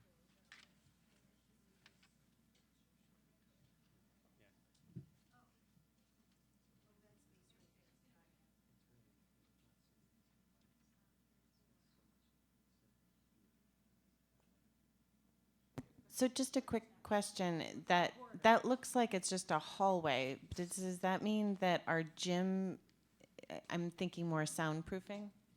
Like, is our gym just going to be open to the library? So we would probably add a wall here, right, dividing this from this. Okay. And then we would pop, sorry.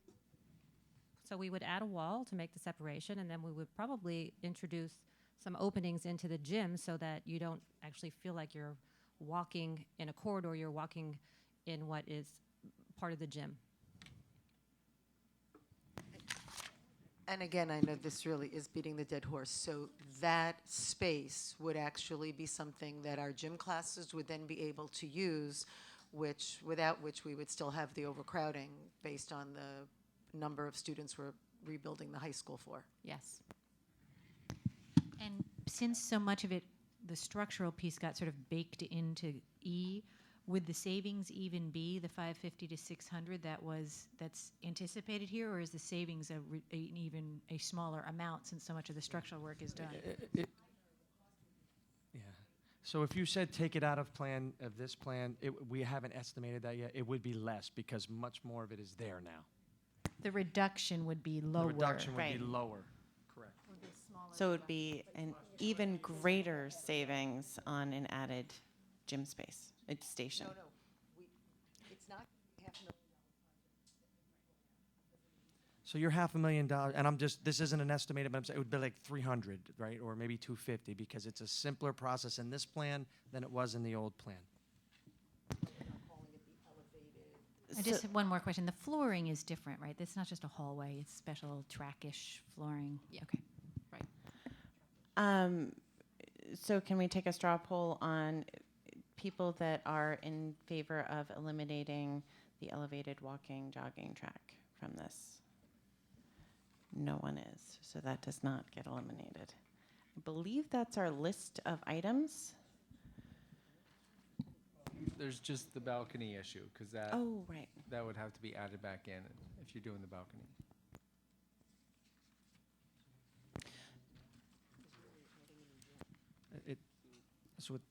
If the little calculator on my phone is correct, it sounds like you would be at 178,900,000. Yeah. Yeah, 178,900,000, and if you go at the, okay. But wait, but don't forget our potential increase of $2 million for That's the balcony. Right. So it's 178,900,000. Your program is the same without the distance learning, you don't expand the gym, and you renovate the auditorium? A different number if you put the auditorium back in. Oh, okay, that's without the auditorium. And that is something that we should talk about. So we would be at 178.9 right there with Plan E. And I should also, actually, before, there seems to be a clear preference for Plan E. And is that a direction? I'd like to take a straw poll on that direction if we're going to be moving in a direction. We have A1. There's, why don't people that would like to move in the direction of A1, which is what we had before, there's no one. Move in the direction of D, and move in the direction of E. That is unanimous. Okay. Now we should talk about the potential balcony on the auditorium.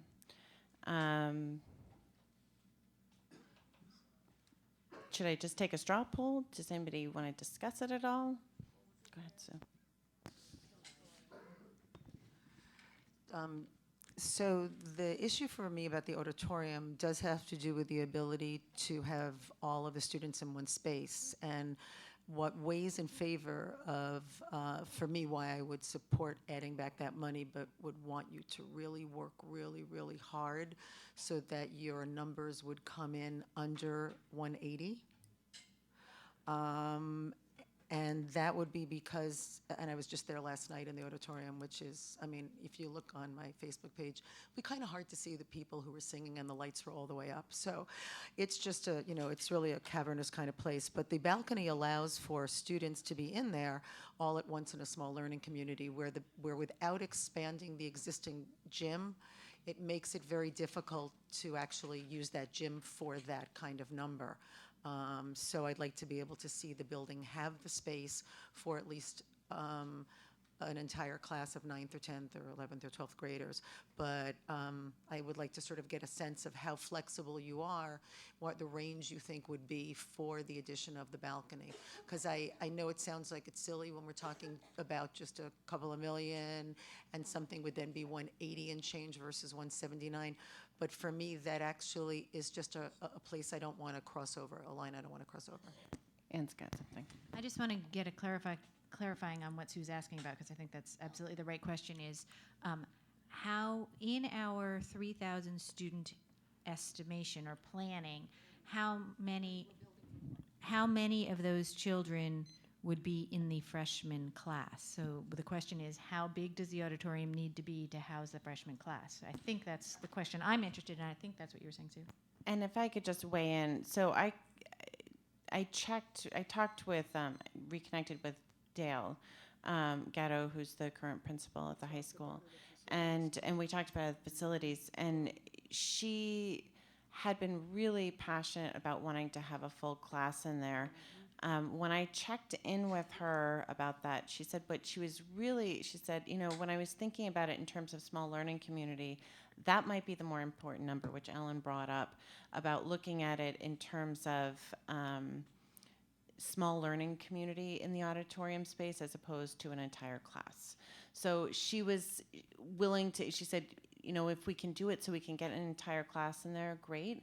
But she would really like to have it be so that you could have an entire small learning community in that auditorium space.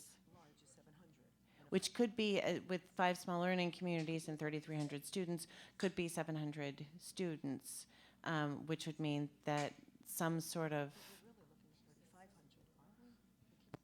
At 35,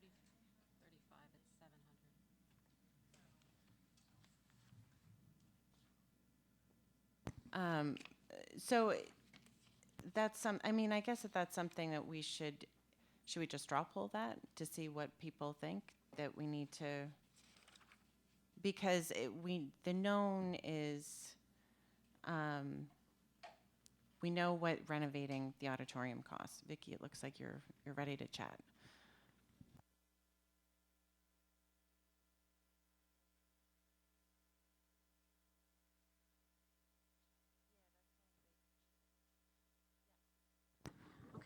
let me try it this way. If this is the last thing that we were spending money on, and I want to go with Sue's proposal, what could we do to that auditorium and stay at 180 or under 180? There's an old expression, hot off the press, you know, in this electronic world. We are still looking at options, and I just, you know, in a meeting like this, there's something we look at to get that balcony at 180, and if we just had a little bit more time, I could have come here, looked you in the eye, and said, yes, we can do it. So if I had a little bit more time, 179.9, right? So if we can vet that out, if you look at me, do I think that there's a plan? Yes, we just need a little bit more time, 2 hours. We just ran out of time.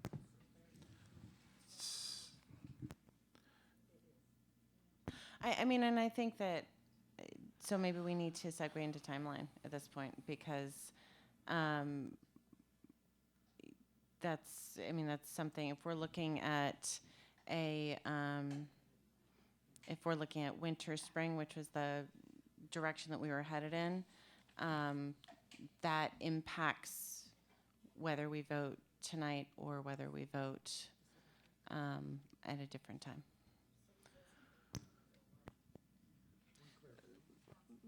Madam President. Carl. So the folks, because we've been working on this quite a bit, said, I don't think you told them what you wanted to tell them, is we can get that balcony with that to where we're at, right? It would just, we wanted to confirm that component, and we're 90% sure, right? So the question, Sue, that was asked, can you provide a balcony, and you asked, right, and still be at under the 180 where we're at, and we were looking at options, and we're really confident we can do it. We just wanted to be there, okay? So when I was saying we needed more time or something, they said I said the wrong message, right, which is I'm pretty comfortable we can get there. I just wanted to get that double check in that we needed to do this afternoon. So I'm very confident we can come back and say, yes, we can get you that program with the balcony at just under that $180 million mark.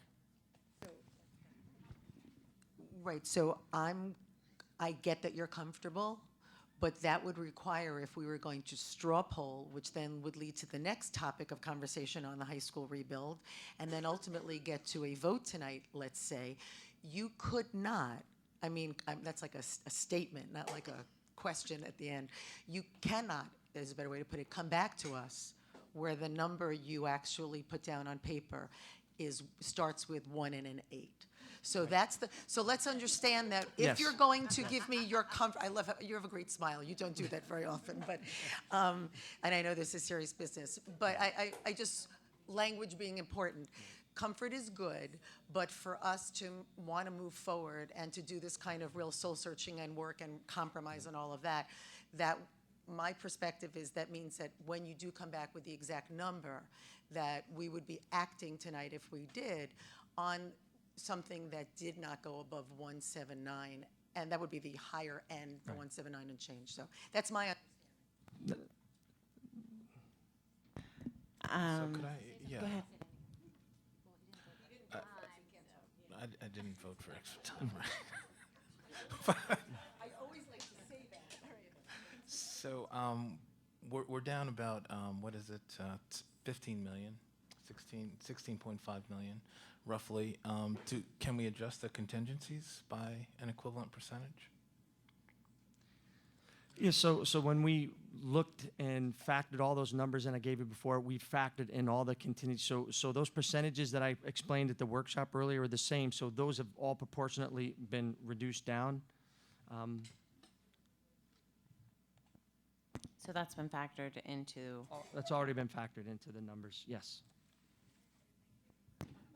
Well, but we went down another 6 or 7, right? So that wasn't factored in. Each Oh, no, thing so that we when we- took yeah, out so- already had the contingencies Right. in it. So we did all the contingencies, all of the incidental costs, everything I explained. We built those into these numbers when we talked about it last time.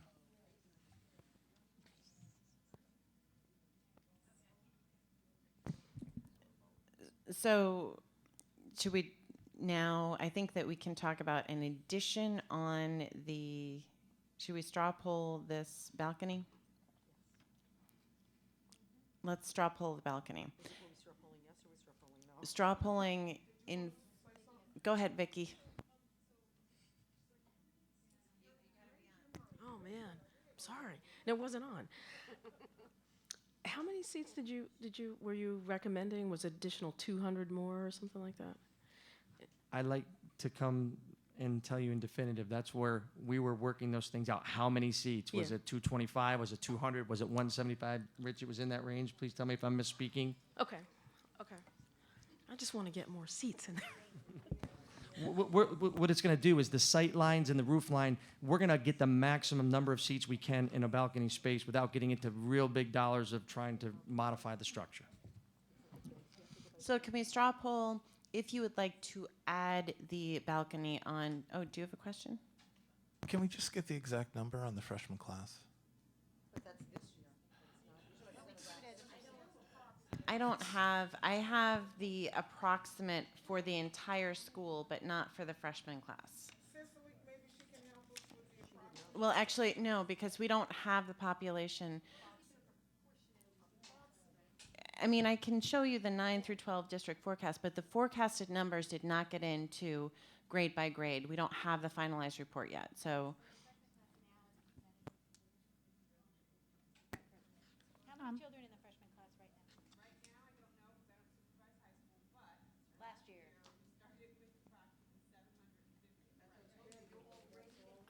I just wanted to. One of the things to remember, sadly, which hopefully we will turn around, is that the incoming freshman class is always much larger than, sadly, what occurs by senior year. And even at the enrollment, when we were at the 2100 and 2200 phase, when Cess became the principal there, Ms. Wilson Turner became the principal there, we were already pushing 600 and change at the time. So when everybody was talking, I'm thinking in my head, they probably won't believe that we're talking at like 700 now without the demographic study. I just wanted to add in there, I know the enrollment, projected enrollment numbers have gone up as high as maybe 3,300, so what would that be? That'd be about 850. But I also imagine you probably don't want all the freshman class sitting all by themselves in the auditorium with no adults, so you'd probably have to put on 30 or 40 to 50 seats for adults to be with them, right? We're not going to make them stand in the aisles. That would probably violate fire code in some way. So we got to give seats for the adults to keep them under control. I actually think that if you just do this simple math, 750 was last year's freshman class. 2,500 is this year's current enrollment. I don't have last year's current enrollment in my head. So that's about a third. It's 30%. 750 divided by 2,500 is 30%. So if you take our 3,300, that would require 1,000 seats just for the students. So I think it's much more than we're actually going to fit in the balcony. I think we are going to anticipate, unless some major surprise happens from the gentleman and lady in the table, that we are not going to get our freshman class in or... Yeah, but if I could just remind everyone that I just talked with Dale about this, and we also, there's a couple opportunities. The gym, one of the big issues in fitting all the students in the gym is because of the bleachers. They're very difficult to pull the bleachers out. The bleachers, I'm assuming, would be updated so that they would be usable. So we would still be able to fit our freshman class in there. But we would, it's kind of, it looks, if we're able to fit, we would be able to fit a small learning community in there, in the auditorium, which would be great. The freshman class would be able to go on the bleachers in the gym. Correct? Aces. All right, let's take a straw poll. All in favor of the addition of the balcony? That is unanimous. And let's talk about timeline. If people don't mind, I have a very specific question about timeline. And that question is looking at, actually, and I'm sorry, my first question, when we're looking at option E, the building of that space, I mean, would that speed up the heating, ventilation, air conditioning issues a bit, or that? what we're looking at with option E is if we build the classroom addition first, then the second phase could be renovating a significant portion of this building we're in now to address those heating and air conditioning issues here. And then probably the third phase then would be the auditorium renovations in the arts and music classroom. So you're getting more of the academic classrooms up to modern standards quicker in option E. So the answer would be yes. I love one-word answers. Then, in terms specific with timeline, when we're looking at a vote, having spent a lot of time in here and having had my freshmen come home and talk about how the impact of the leaking roofs and so on and so forth, when would we need to vote on this to get it to happen this summer? Like, is it possible if we voted on this that we could make it, if we voted on this referendum, is there a timeline that we would need to vote by to get the roof work done in the summer? Yes. That's fantastic. Sorry. So going back to something we said earlier, which was the thing about roofs, it doesn't involve that mechanical aspect. So the review time right now on the architectural is 12 weeks. The designer, it's not as complicated of a design. So I think the sooner you do it, the better chance you have to get that work done this summer. If it goes into, and I'll let them talk on their behalf, March, April, it's the time frame for any work for roofs would be very difficult. So what would be the latest, if we were to do a referendum, what would be the latest referendum we could do to get the roof done this summer? Yeah, before the students come back in September. November 3rd? No, no. Well, So if you just, are you going to build a time machine? If you just, I mean, the earliest you can vote is early February, and that would probably be the latest we could vote to get to any chance of doing it. Because even if we turn the design around quickly, as Carl said, it's 12 weeks at SED. We might be able to give them an expedited roof quicker than that, but even that puts you in late spring before you can even bid it. So. And then in terms of, I also have a question about escalation. It's my memory that when we delay, every year delay, it's about $1 million in escalation, is that correct? That's correct. So that would also impact when... Correct. Yeah. That's several syllables, I mean... So that when we're looking at costs for the project and an outlay of cost, that's another factor to consider. If we voted in May, what would be our additional timeline? You know, so if we voted in May, what would be the soonest we could do anything? And in other words, what would be the escalation impact? The thing with roofing is because there are adhesives, you like to do it in the summer, you can't do it occupied. So if you don't do it this summer, you're going to have to wait till the next summer. And so the project altogether, I guess my question about the project itself too, the project itself, would that also be pushed off? Yeah. So there are historical percentages what the escalation is based on. So it's, you do it almost on a flat line. So if it's a 6% increase in a year, and you go half a year, maybe your costs are 3%. So it's a general guideline. We studied a little more, but yeah, so 3%, you can do the math of delaying it. That's. Are there any other questions?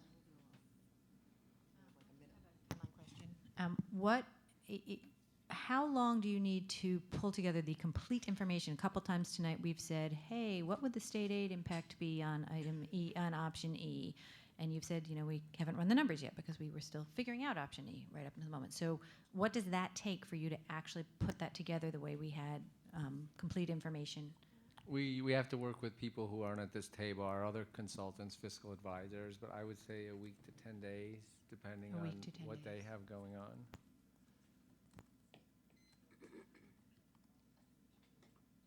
We know it'll, at least, the local share will go down greater than proportionate. We do know that much.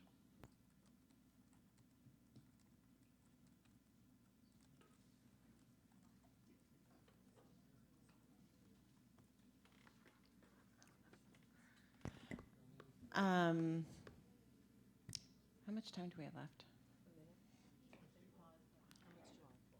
Thanks.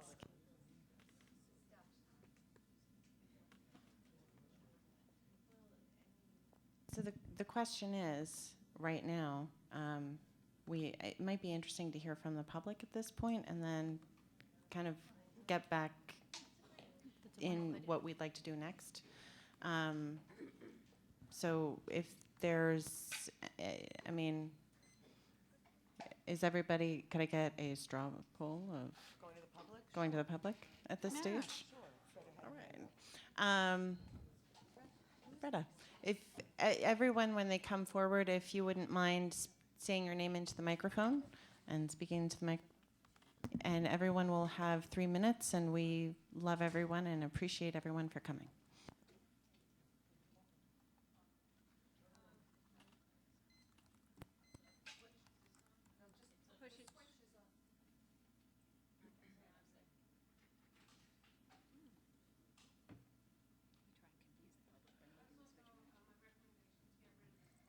We can't see people. But anyway, I only have a few things I wanted to mention, and I hope you will consider them.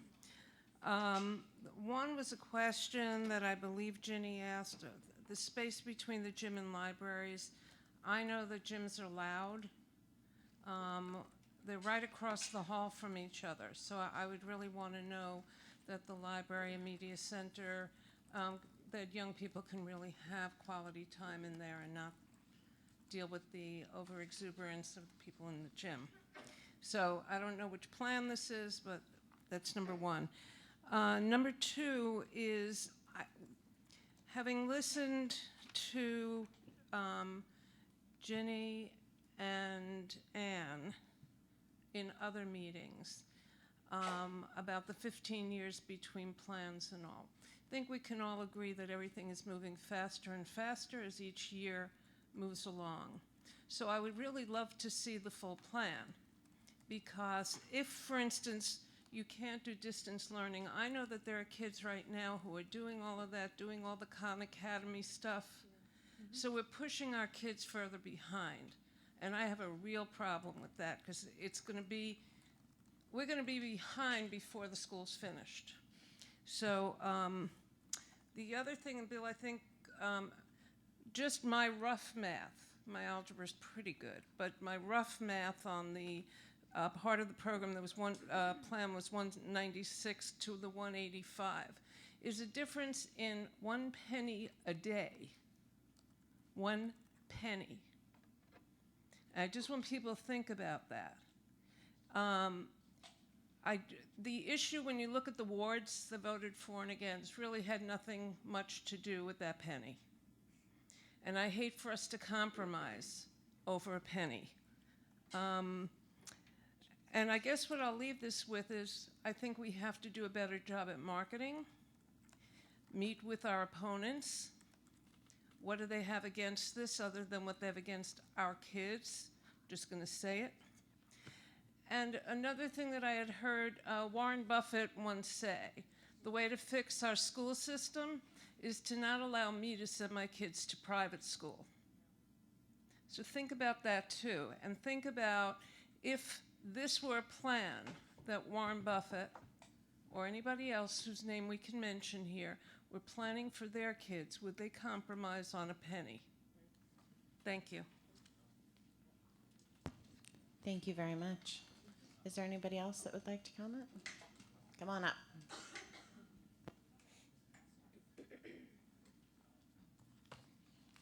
Oh, I like the fact that you will be building the classrooms first in this plan, and because I had some real concerns about I also had concerns about the fine arts wing that was presented in the A1 plan. But some of my questions here are that there will be 2 parking spots gone. If you look to the left of the auditorium, that's where the parking spot is. Right, but There's- there's additional parking that's going in. Where? On this side. What's They're extending the parking lot. There'll be a new entrance to Oh. the, as you're looking at the building. This parking lot here. I don't know where I am in the building, so. Okay, don't tell me That that. way. This parking lot here. We will- looked at it extensively. This We will looked at be parking. extended going where? Oh, I don't. To Washington Avenue. I don't remember exactly where it is. It's something on the facilities committee we looked at extensively. Well- It expands the number of parking spaces, and this plan would actually expand it even further because in Plan A1 there was no park. We were taking out that parking area for the wing, so there was more parking spaces than we currently have under Plan A1. This would actually have a little bit of parking up there, so we would have even more parking. Okay, but there will be no parking next to the auditorium or the gym entrances where the gym parking lot is now? No. And there'll be no parking behind the big gym where there's parking now? So in other words,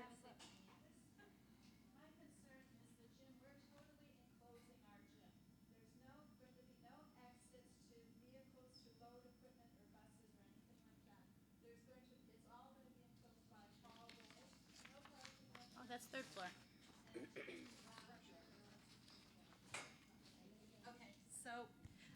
will the terrace on the big gym remain? Because the gym gets very, very warm and we leave the doors open sometime to let air in, but there's going to be a new building behind it. That's because the heating, ventilation, air conditioning system is broken. Okay. So, but it will be enclosed is what it looks like. Okay. All right. Also, the theater will need storage space. He needs more storage space. So there will be storage space for the theater group? Okay. And what is that juts out on the right side of our current building that angles out like that?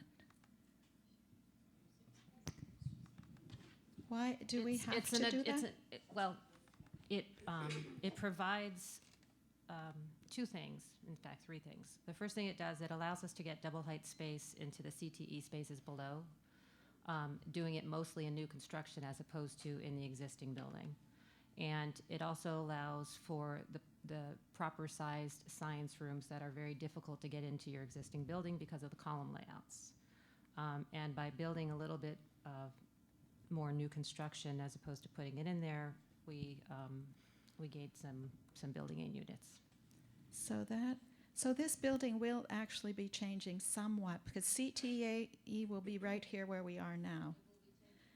Yeah. So that is a cost for that addition there. The entire building is essentially changing because Okay. we're gut renovating it. We are. So we won't have the towers anymore? You will not have the towers at the end of this. And where is a dance theater located in this plan? Dance studio. Anna Maria, your time is up. So sorry. if you don't, yeah. I'll that's email fine. to you. Thank you so much. Are there other questions from the audience, Christine?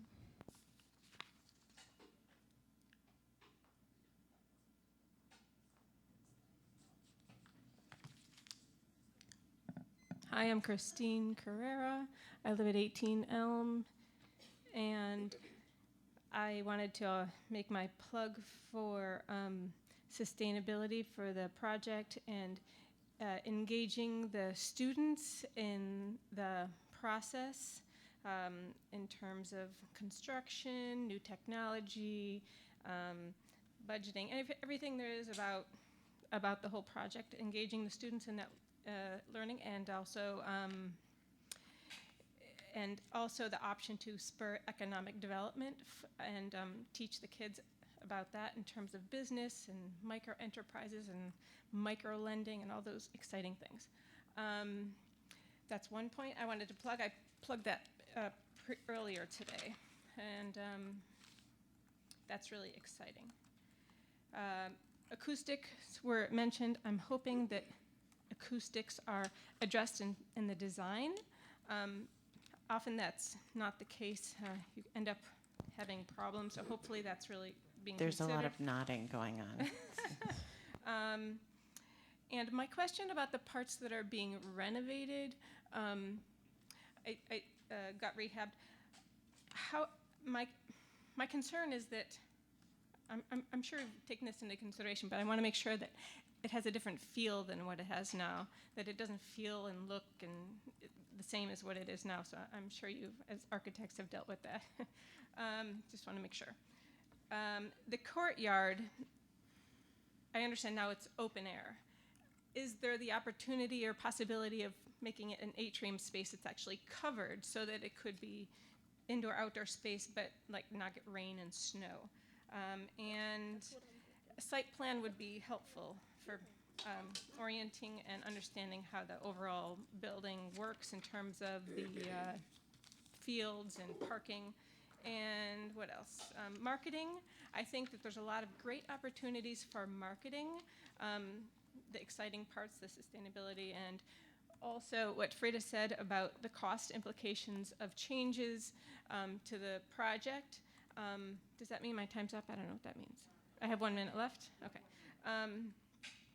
So if all the changes we're making are not of extensive benefit to the project, and they're also of no benefit to the taxpayer, that's an important point that people need to understand, and that information needs to be communicated to the public, because a lot of people vote based just on their taxes. And $200 extra a year in perspective, I think it's pretty pathetic that people, well, actually, it's not pathetic. It's, in terms of what people spend every day, they need to realize that that's not that much. And if it is a problem, then maybe we need to address that differently. Is that my time? Done? Okay. Thank you. And Thank you I hope very I much. got all my issues in there. Assuming that you're interested in public comment, I'm going to continue on the same thread that Anna Marie started with, but she'll have to feed me some of the questions, because I'm sure that you would like to know what people are thinking. And unfortunately, the 5 to 7 slot really didn't get utilized for that purpose. And there was public comment that could have come out, but of course there were only like 8 people sitting in the audience. So you're really not getting the kind of feedback that you need. So here we go. Interested in knowing where the dance studio is. Is it here? Yes, it's part of it. But I'll tell you what, maybe I want to get all the questions out, and then it'll be back on your time for the answers. They pause it. Okay. So if you want to jot it down, where's the dance studio? Jan, he can answer. Your time is paused so that he can answer, and then you can ask your next question. The dance studio is actually one of the physical education spaces, the multi-purpose rooms. It's right, I think it's right below there, right, Tina? On the plan before, the first So floor it'll plan. serve more than one purpose? Yes. Including the dance studio? Correct. Okay. At one point, there was a welcome center. Is that gone? It's the function is still there. It's been split because of the reconfiguration. The main office is here. Part of the health services will probably be configured elsewhere in the building. But So it's going to be a shared space? No, or it'll be devoted exclusively to a welcome center? The Welcome Center essentially had the main administration and some student support space and health center, which was what was making up that overall name. So now what we've done is split it into different components. So there's the main office, there's a student support, and there's health. So it exists reorganized. It's diffused? It's So- reorganized. Okay. You're still paused. I think the question is, are they, if you could help Tina, are those separated out areas, though, part of the same area? Are they adjacent to one another? They are in different floors now. Okay. So there's not the same, it's not as it was originally intended?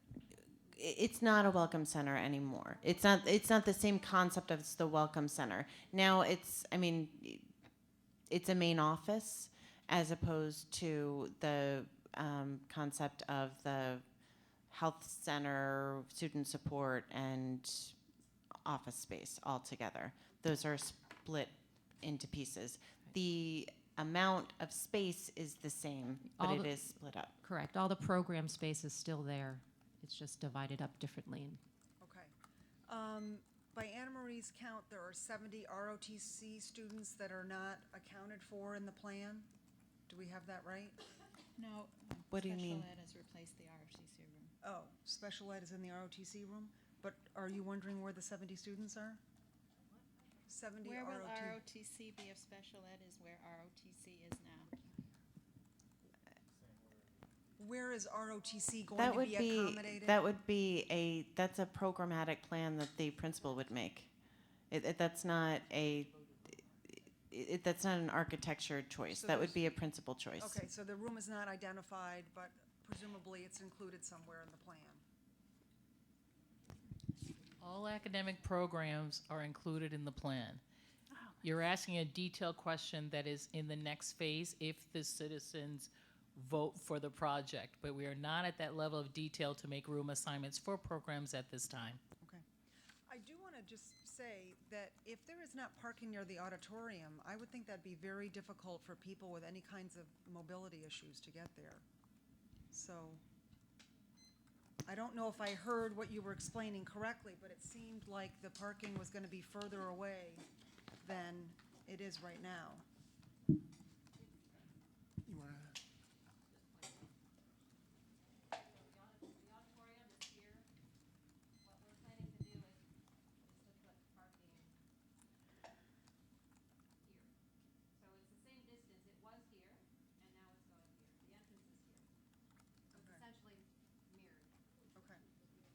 Okay.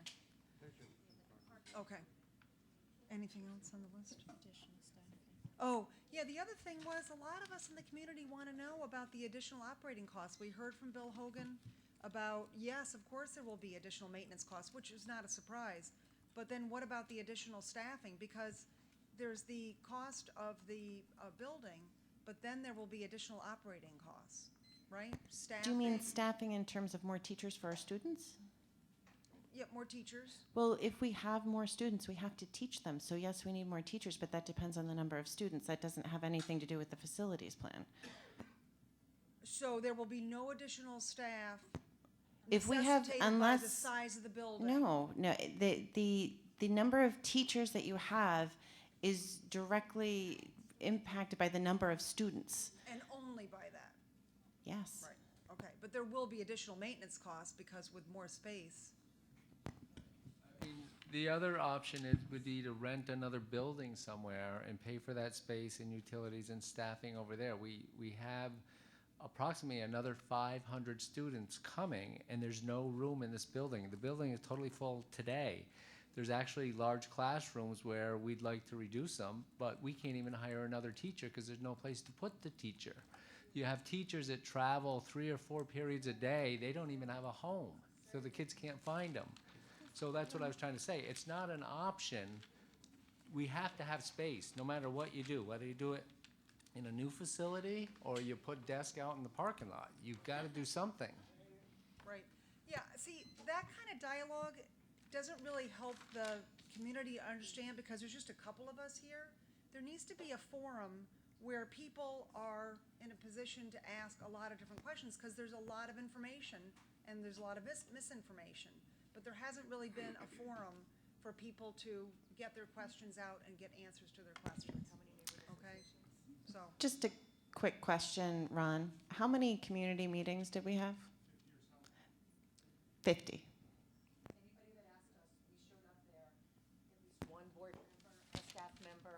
We were there throughout every community. I'm sorry that there might not have been one you went to or you feel that about, but I have to, I mean, normally I don't get into a crossfire about this, but having been at schools and neighborhood associations, knowing the schedule of this board and our staff and the overtime worked for people that are not on hourly rates, the amount of outreach that we did was, and I'm not saying we don't need to do better messaging and even do more, but there is one thing that I will never yield on, and I compromise on a lot, and that is the amount of meetings in the neighborhood that we did.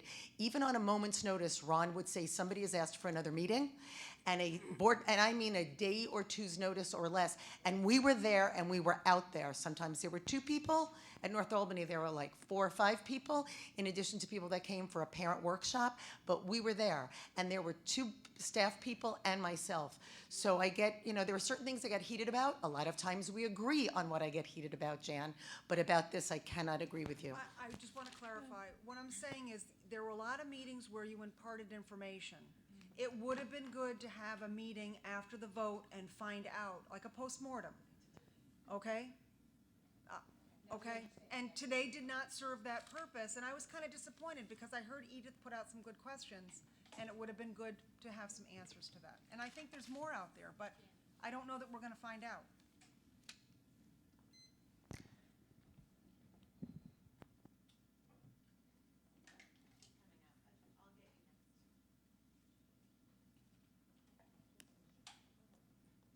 Good evening. My name is Catherine Malley Sipos, and I have a couple comments with regards to the high school rebuild. I think it's really important that we recognize that you've done a lot of work. I think that what we just saw right now is are people who are frustrated on both ends.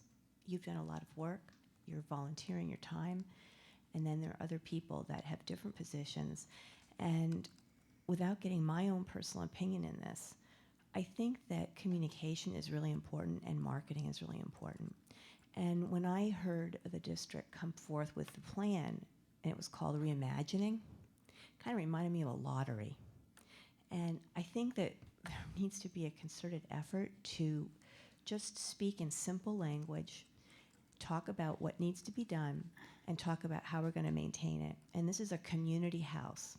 This is our house. It's not any one person's house. And so I think I'd like to recommend that the approach that gets taken is how each of you would buy your own house and anticipate when you're going through the buying house process what you do in your own personal situation with finances, with repairs, with maintenance.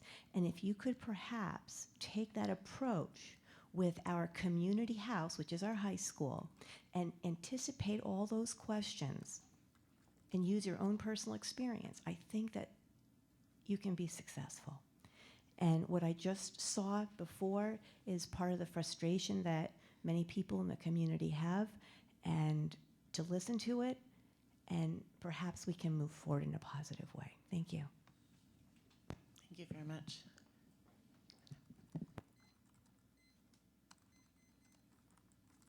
Yeah, my name is Gene Solon. I would just like to thank everyone involved in getting out to those neighborhood meetings, and I was at several of them myself.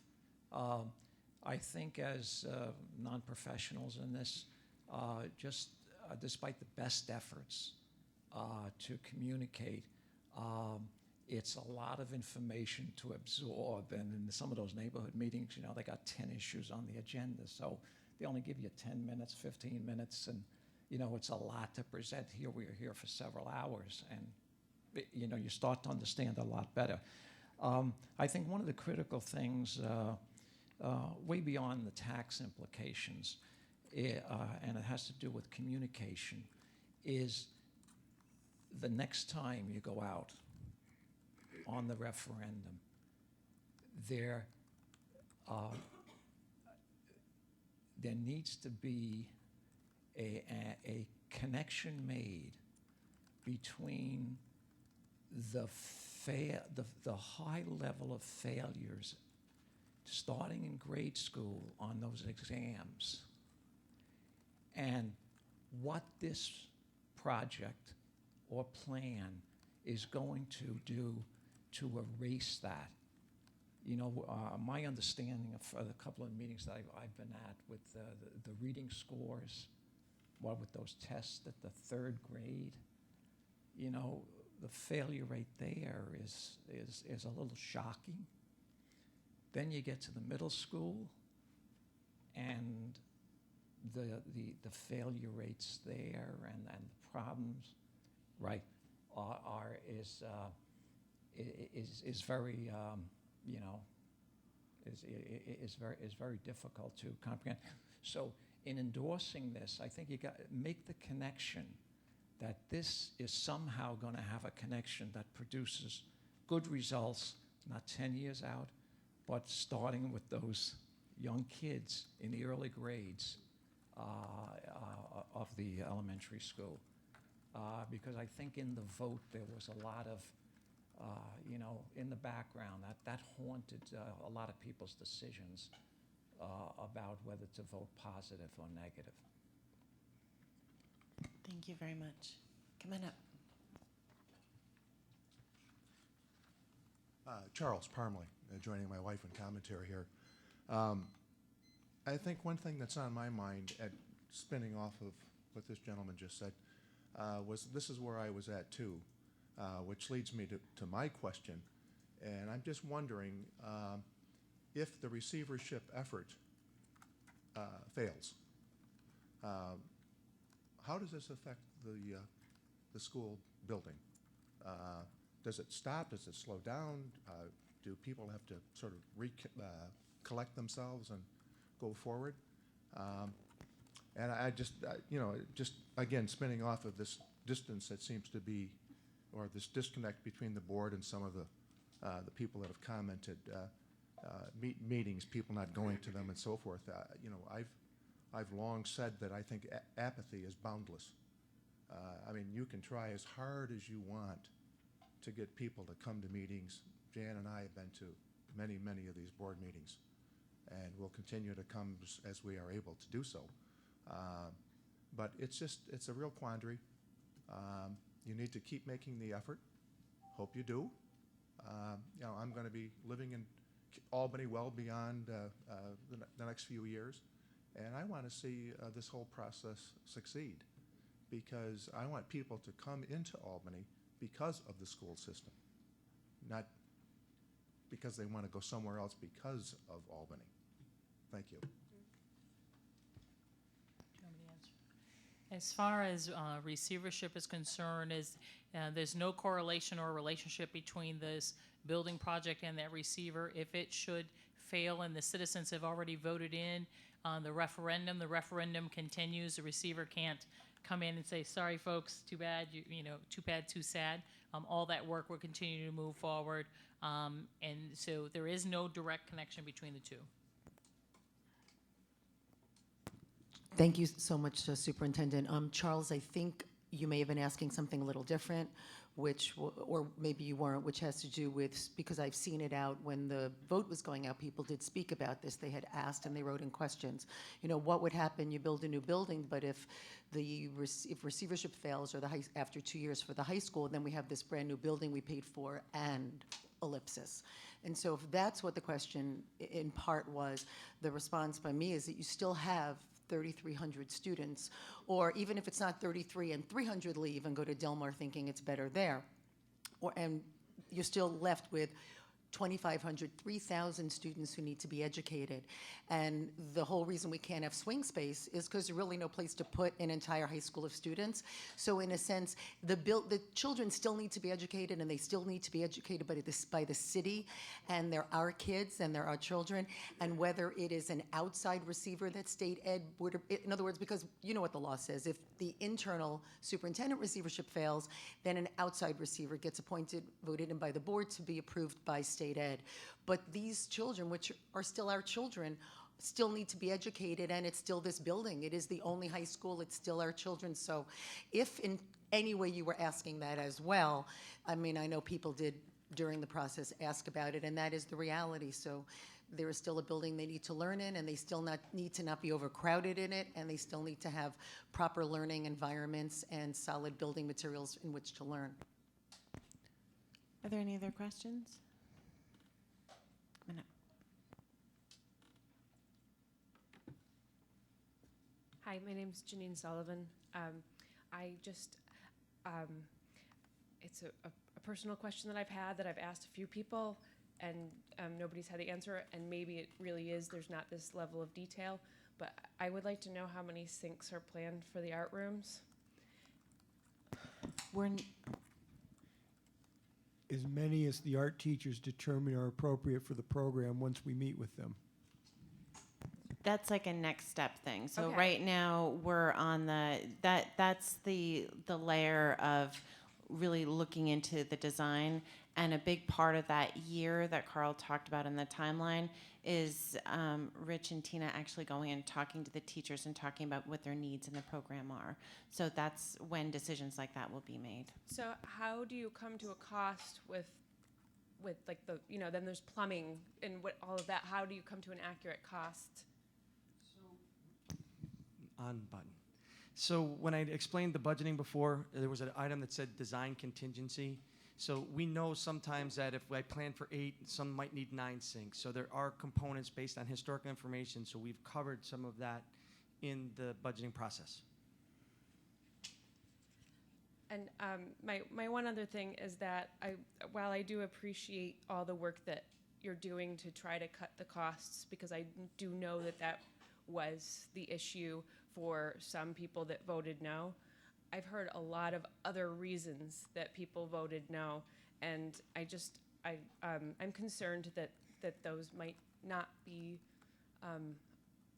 addressed, and how do we move forward to get those people that are voting no for other reasons that aren't the money, like our surveys being put out, what are we doing to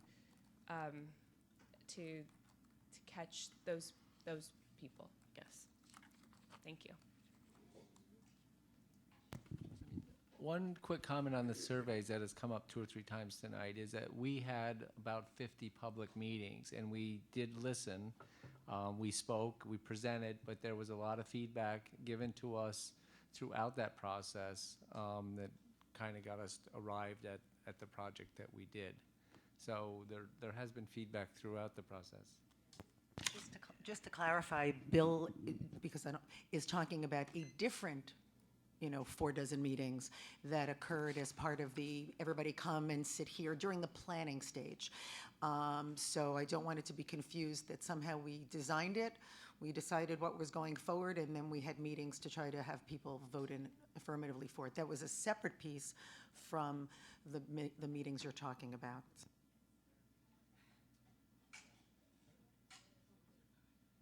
Actually, Rose, are you asking?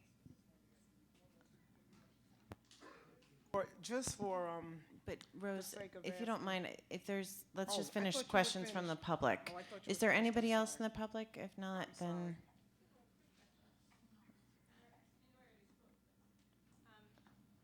Based on Janine's comment, this is Christine again, is if Janine could identify what were the other things that she heard as to why people didn't vote, and communicated that to the board, then the board could specifically address those in a marketing kind of way and in a other real kind of way. So if people want to share those, what they heard, that would be helpful.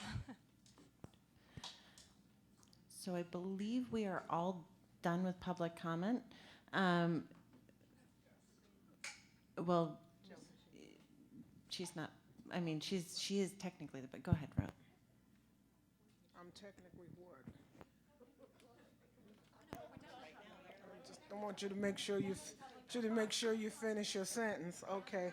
I just have a question.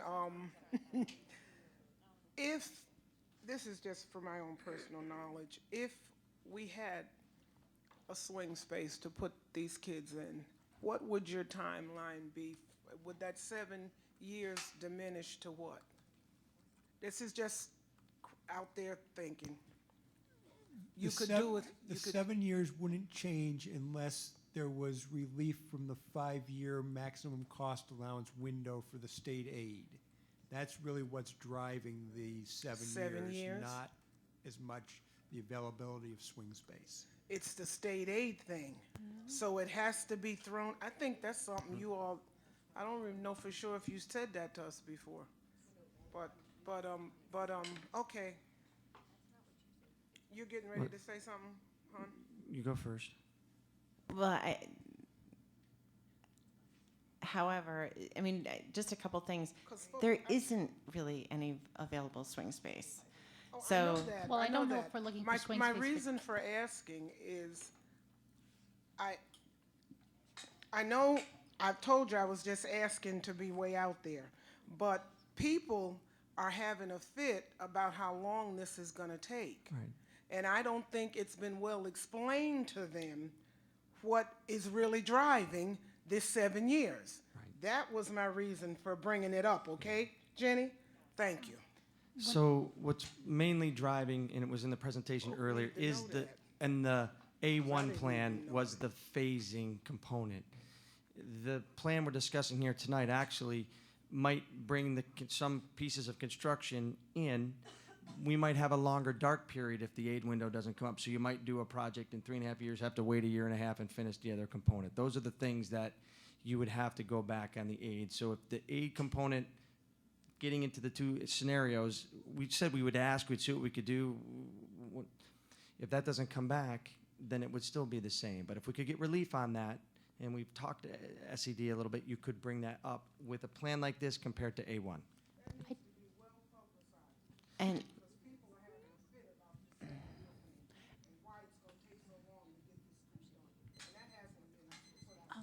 just quickly, there's already been discussions with our local legislators and state ed about the potential of that window.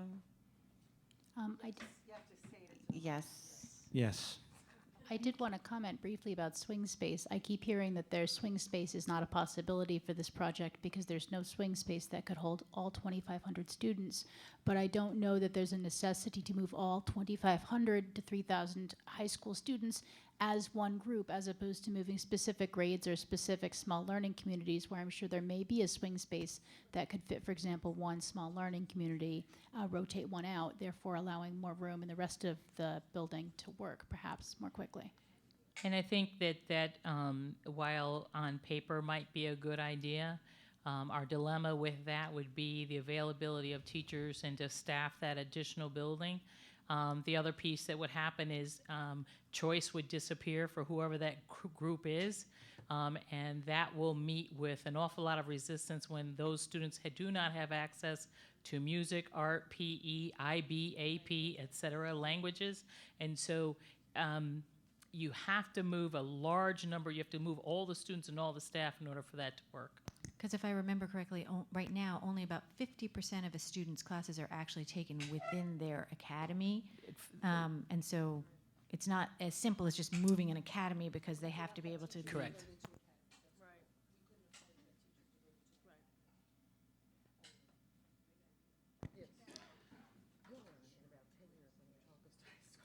So our next stage is to talk about a possible referendum, and if that's something that we're interested in entertaining this evening, or the timeline with that.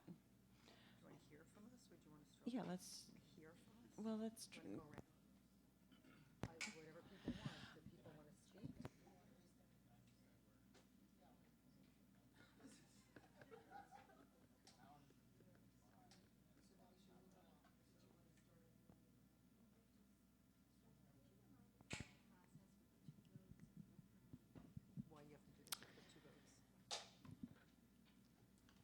No, I can't.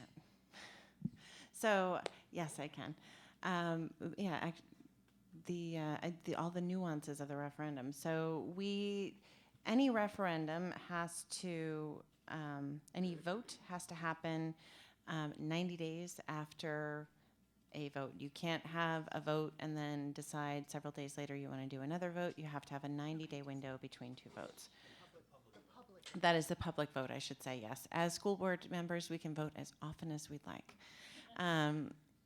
So that is one layer. The other side is from the time that the school board decides to put the referendum up, there must be 45 days to that public vote, which gives us a time crunch for the if we're looking towards February. So I think one of the first things that we should talk about is timeline, because if we're looking at, if we're looking at a May vote, there's more time.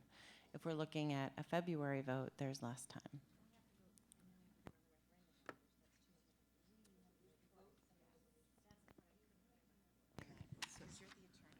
No, well, I don't do this. So Bill's more of an attorney, even though he's not an attorney about this. But what happens is there's the initial vote, and then based on how the vote turns out, then a resolution that mirrors statutory language is put together. You can do that beforehand. In other words, because oftentimes what we've done is we know the vote, if the vote is going to be in the affirmative, you have it ready to go. And if it doesn't pass, if we don't vote on it, then there's no reason to have the resolution ready. A number of times, as school board, this one and previous ones have voted. And if it's something that's affirmative, then out of a folder comes the already drafted language because of the time frame. While I have the mic, I will just say that I would like to actually try to vote as soon as possible on it. The reason is that while I do know that I spoke at length and others did, and there were lots of emails and Facebook postings on and also the tours at the high school always included the explanation, even before the question was asked, about why 7 years, which is after 5 years you can go back again out for state aid. And so we were looking to do the maximum, to get the maximum amount of state aid we can in the shortest amount of years. For me, the issue is that if we could do the roof, and if we can start the classrooms earlier, that is a huge piece. And the roof is really a tangible thing. So you put it out to a vote in February, and we start the ball rolling tonight, and the message we're saying to people is, we heard you. Obviously, we don't always agree on everything, but we heard you enough about timelines and about getting things going and having a reason to actually do this and have it improve the lives of students, not way, way in the future. So to me, the roof is a big piece, and I think the public also saw how quickly the turnaround was for the football field, which, by the way, I've heard when people have been complaining about, so it's good to know the plans went in about the pool. Parents have shared like, hey, the football field went up really quickly. It wasn't, that was like a real big push. When's the pool going to be completed? And I really believe on a huge thing like a vote to rebuild the high school, there's a desire and a need for there to be some tangible results early, so that it's not just spending money in the future for a class that no one really sees occurring. So I would vote for it to be put to us tonight in an actual vote to see if there are the number of votes going forward on Plan E. I just want to ask that procedural question because you talked about it, but I just want to make sure I understand it. Even if we vote tonight, we still would need to vote a second time for the referendum language because that is not prepared. Nobody's got that in the folder? We do have it in the folder. We have resolutions here. Okay, so that's the piece I'm trying to understand is procedurally, what do we need to do to get to yes? So we do have the resolution language tonight, and we could do both votes tonight?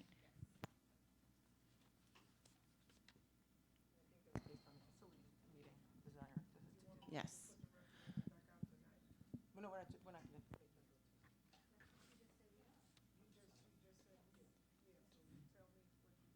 So is there an interest, let's narrow down, is there an interest in a February vote? Can I get a straw poll on a February vote? In order to enable the roof to be Done this summer. done this summer.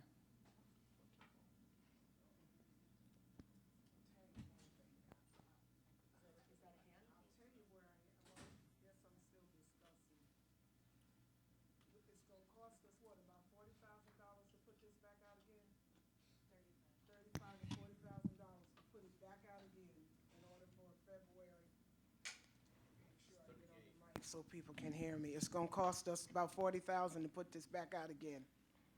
Yeah. And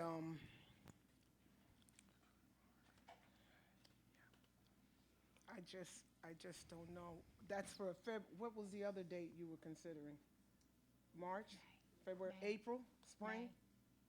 May, with the budget Not vote. with the budget though. Yeah. With the budget. With the budget? Yeah. Realistically, it only makes sense if we're going to not do it when we already have a vote up, then the only time it really makes sense to do it is when you can get that roof fixed over the summer. Right. If we delay past February, the roof won't get fixed this summer. It delays a whole cycle of this building happening. But this may help. By waiting 3 months, there's going to be about $240,000 of escalation in the project. The project will escalate about at least $1 million a year every time we wait. So it's going to cost you about $250,000 More. to wait till May, or you can spend $35,000 in February. And I keep thinking about what Ron. save $250,000. Ron Lesko said about while the momentum's, you Even- should really move while the momentum is Even up. so, we only found out about this plan 2 hours ago. It's not even, that the ink is not even dry, and we still don't have even a total overall cost or a complete answer on the auditorium. It's too soon, and what we're hearing from the public is we haven't been given enough time to provide. We really haven't done a good job giving the public an opportunity to provide input on the referendum that failed, what their feelings were about it, and what they would like to support. We really haven't. This whole forum was set up as an opportunity for CS Arch to inform the new board members on the project, and it was open to the public simply because the open meetings law said we had to. I think we really need to give the public a real opportunity for input. I think option E really does have a lot of possibilities. I think it's an excellent compromise, and it could be a great project, but we really do need to pay more than just lip service to public involvement engagement. We can't just ask people to open up their pocketbooks and not care about what they have to say. So I would not be in favor of a February vote. I just want to speak to the issue of a facilities committee versus a board. So there are standing committees in the board, and one of them is a facilities committee. And what the facilities committee does, and it's a very, very burdensome committee to sit on, and I don't sit on it.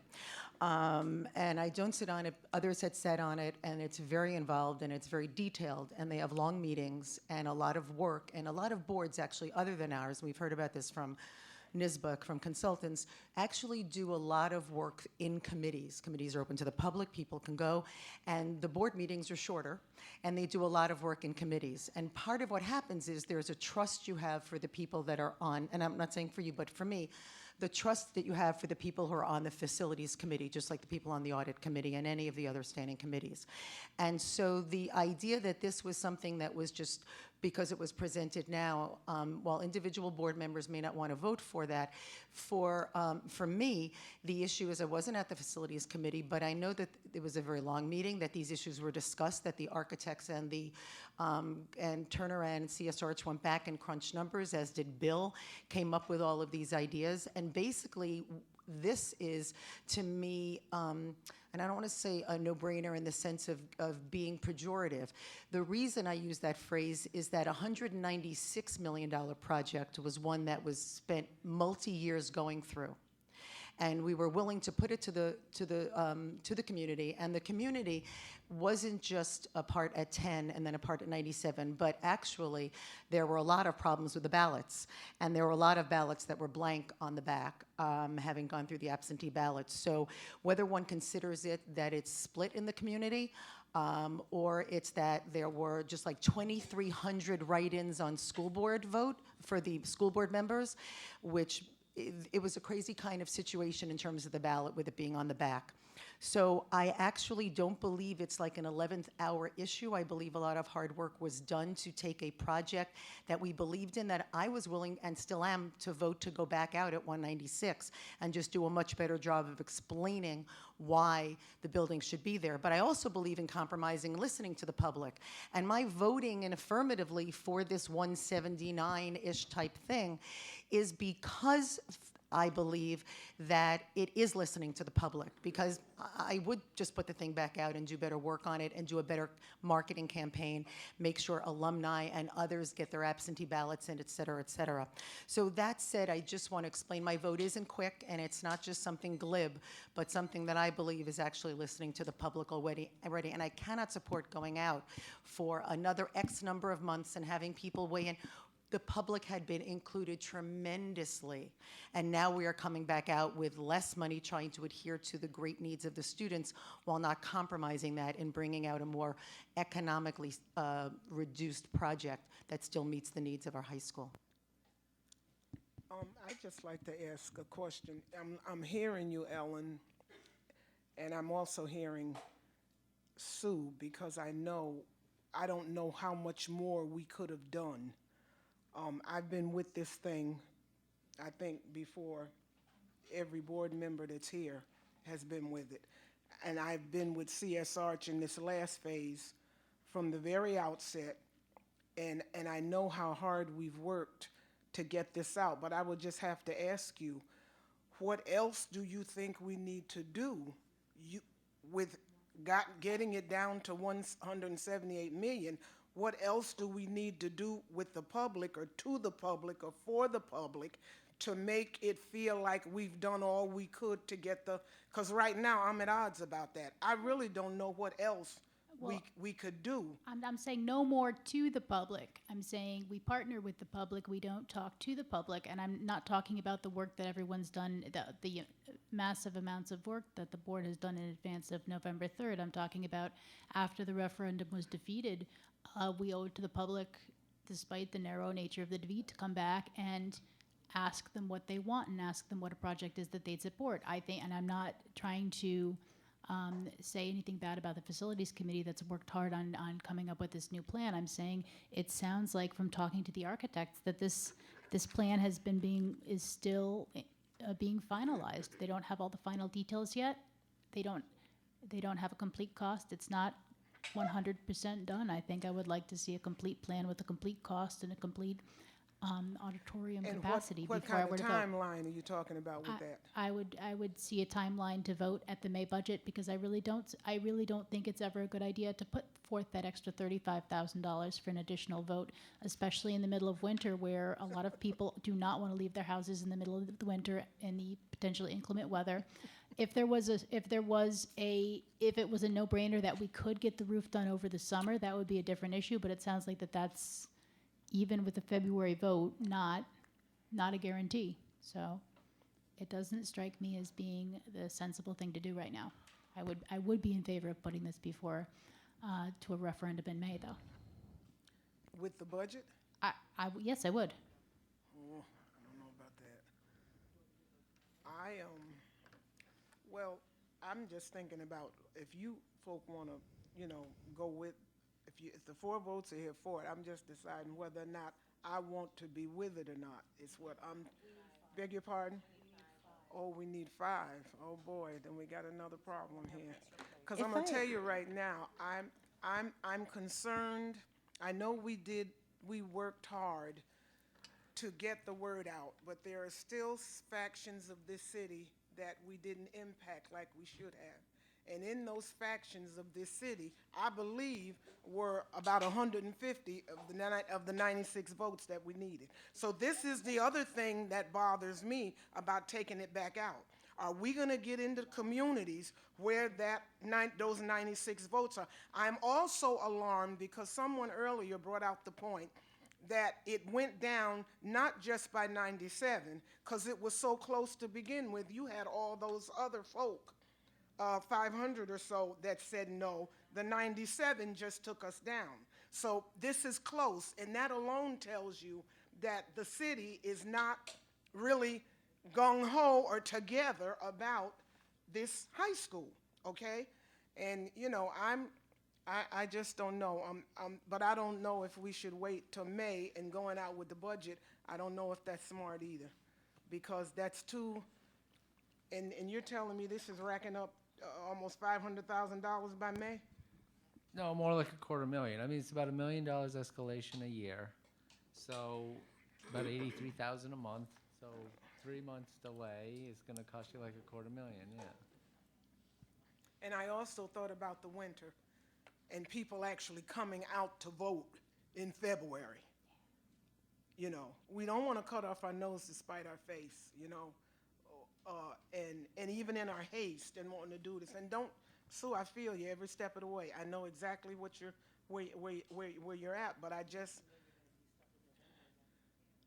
Think about that. Just so you know, that's the reality.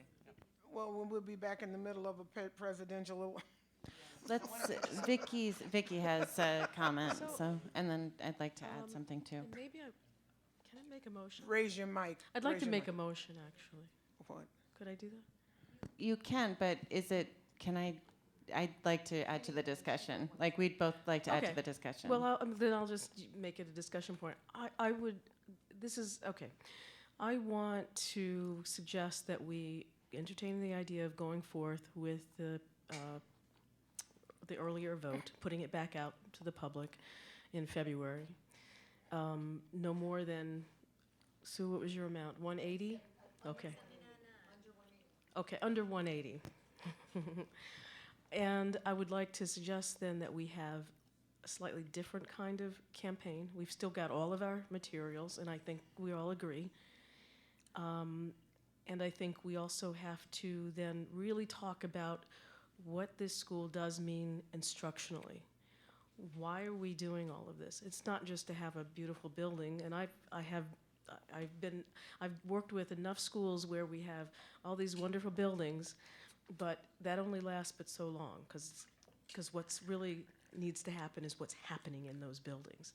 And so I really want to propose that, and I'll support this proposal, but I really mean, like, come first of the year, we have got to be working better with our superintendent, with our staff, and the board really has to have a vision for what we want our schools to be, what we want, what the outcomes ought to be.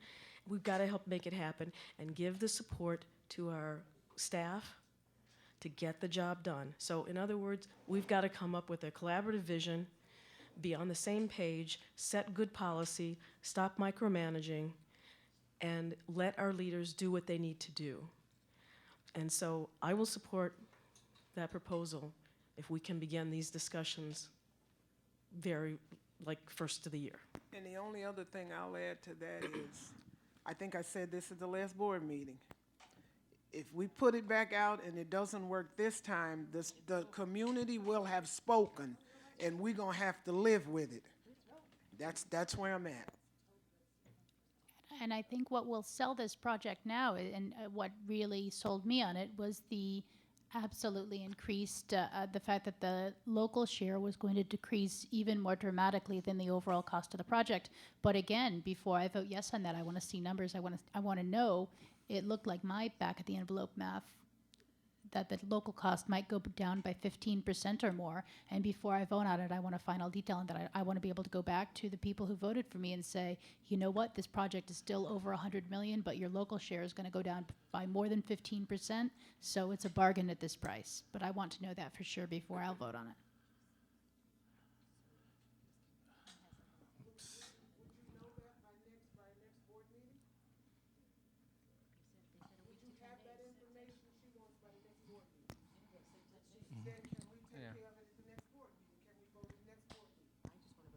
I would rather, I mean, I guess my concern about,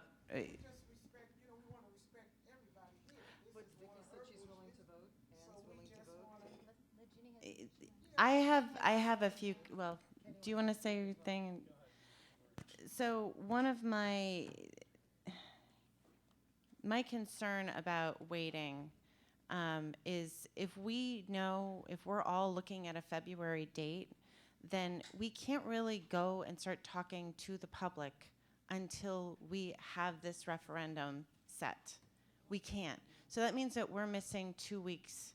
And in December, there's not a lot of usable weeks. So we're missing really the only 2 usable weeks to start communicating with the public in December. That means that we're, it's pushing it off, and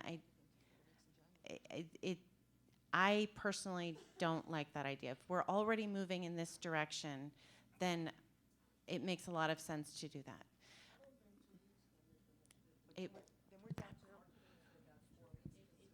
I don't like the February vote, though, so. High school at the end of January, I mean, I don't like the February vote anyway. I don't think I really don't like off-cycle votes. Right, so waiting wouldn't matter for you. Right.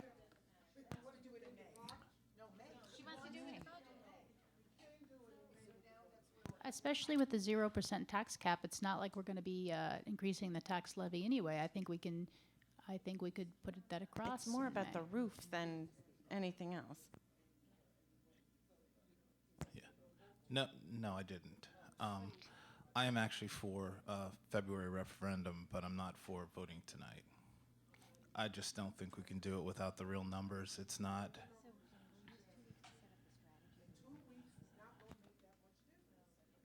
Difference. Well, we can't go forward on a $180 million referendum, 179.9, without seeing like a formal presentation. We just can't do that.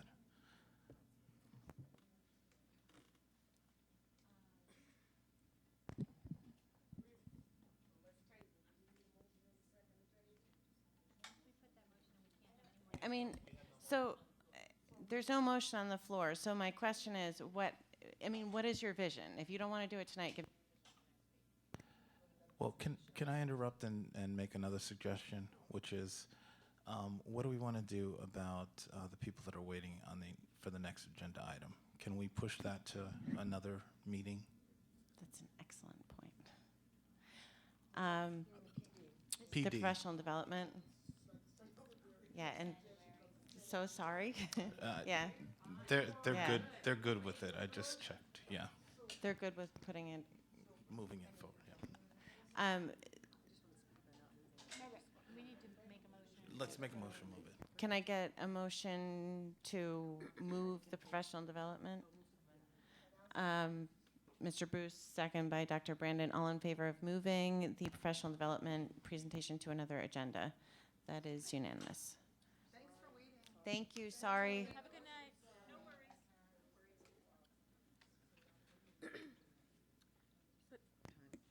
Could I also just say the rest of the rest of the agenda? Could we talk about how much time we would like to devote to that? I heard you last week. We can't do another long. Yeah. So I'm just The only looking other at where we have presentation to is do. professional development. So the Okay. rest is routine consent. And routine consent. Yeah. Okay, but we did spend a lot of time on routine consent last time. You got to admit. Okay. But that is, so that's if, Okay. if board members choose to pull an item from routine consent, we can't limit them on Okay. that. All right. So just trying briefly again to explain why it's not a matter of 2 weeks in my mind, is that right after the 17th comes the Christmas holiday and New Year's. Then there is in January, the entire last week of January, the high school is closed except for the January regents. But most of the high school kids are off. The majority of them are off that week.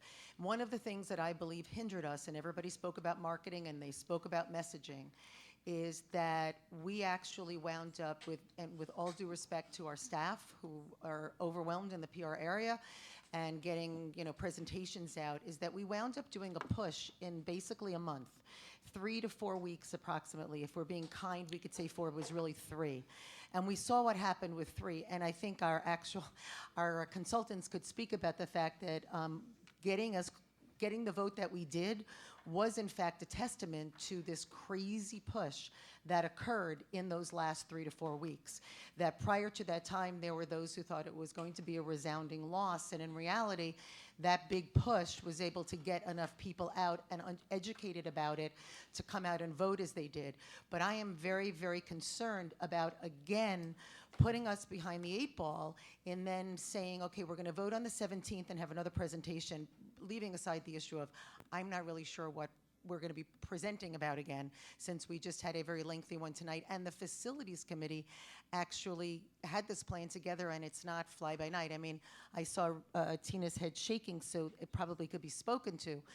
But I don't think they believe that the plans in front of you are actually not set. So for me, the issue is, to me, 6 weeks is already pushing it. I think 60 days would be better, but I want to get the roof working in the summer and get it put on. And so I am using that outside date. I cannot support it going in May, so there is no other option. And if Yeah, I so could that's- just follow up another thing. When we're talking about the known and the unknown, we are looking at, we haven't had to go through, who are those people, financial advisors. but we have had a lot of numbers on this high school project go through financial advisors, a lot of them. And we know that we're going to be getting roughly the same amount of state aid at a higher percentage. So what we're looking at is a lower tax impact on the people of this city. That's a known. We know that will happen. So you voted, you were totally fine with a higher tax impact.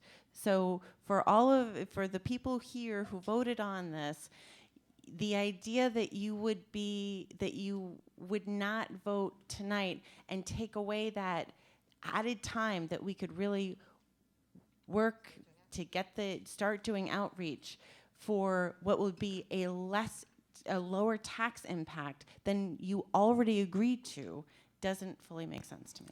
Jenny, I've rejected contracts and routine consent because they weren't accurate for $2,000. This is $179 million. I'd like to see all the details.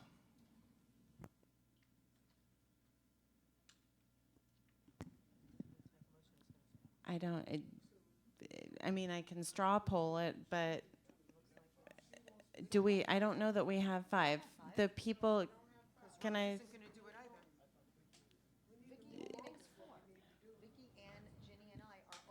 Four.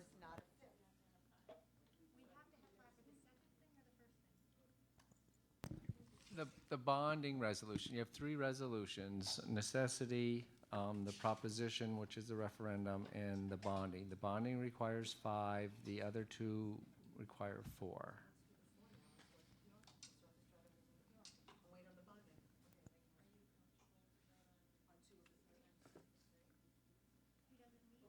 We don't need it. We don't need it.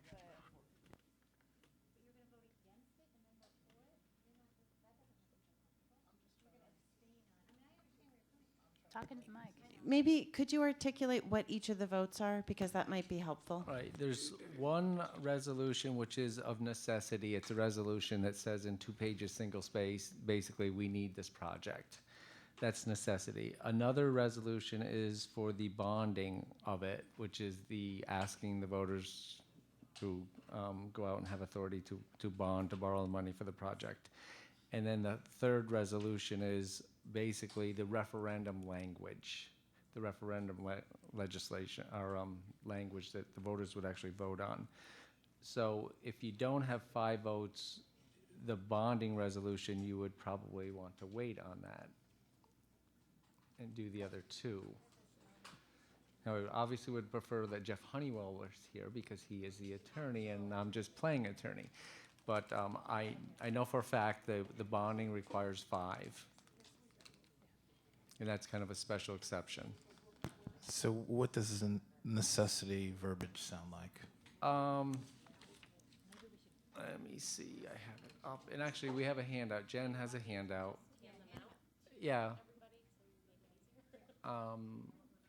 And I'll give you the gist of it once I pull it up. And while you're looking for it, if I could just ask my fellow board members who are looking to move it to the 17th, if you would please, when we look at the language, see whether or not you can vote yes on a motion for a minimum, just to at least have the necessity resolution passed tonight. And the reason I say that is that allows for us to start putting a project together in terms of getting that information, getting that ready to go, but it also then at least doesn't have us having having any board members, except maybe one, vote against it, and because then it would be 4 of us, and then the people not voting for it would look like the board was split on the necessity of going forward. So the optics on it are not really the message that I believe most of the board wants to put out there.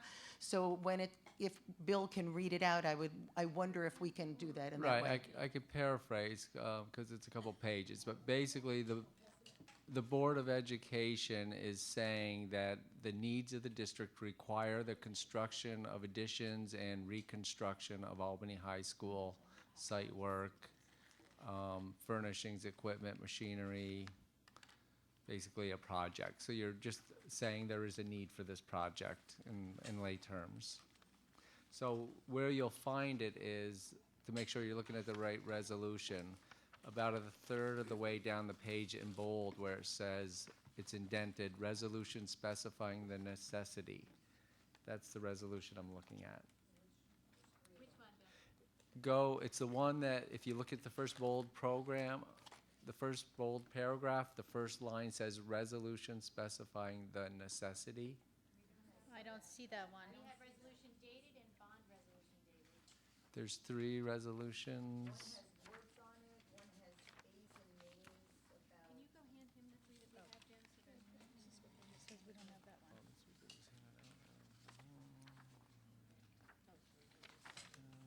Uh-oh, yeah, it's, oh no, you're correct. I don't see it in what you were just handed. Let's see. I think there was a copying problem. Yeah.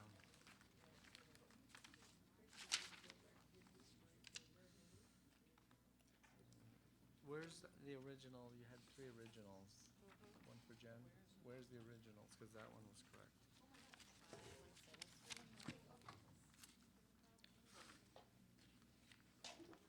Oh, this is stapled this way? Yeah, that's how it ended up.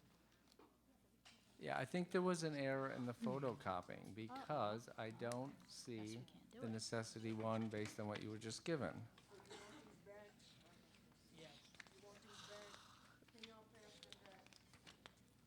That's back, right.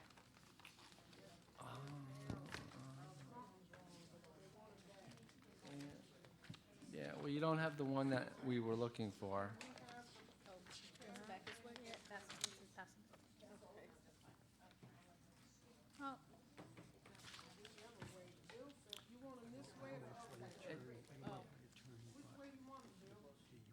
I was bringing them this way. You want them that way? Well, I was bringing them this way. At the same time. But can you do that one after? No?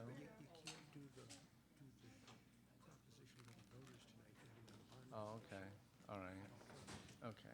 So we'll do it next week, since you don't have the red paper. Yeah, I mean.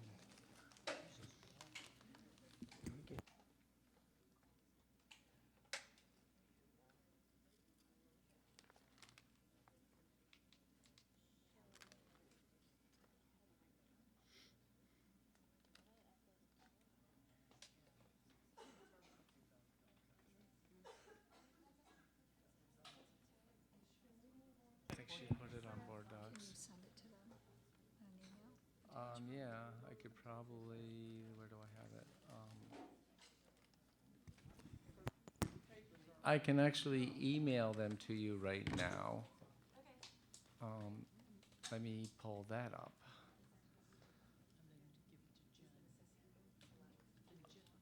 Oh, my goodness. Well, they can get their emails. I gotta find it. I can upload it on board docs.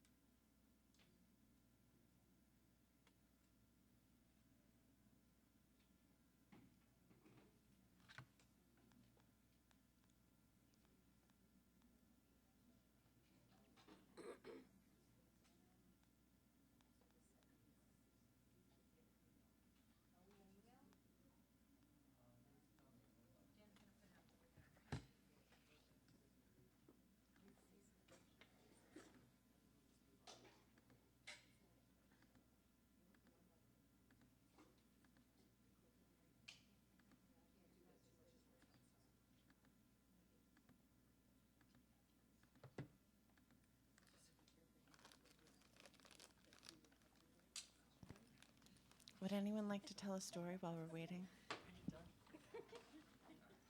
Tell a story. Could do that.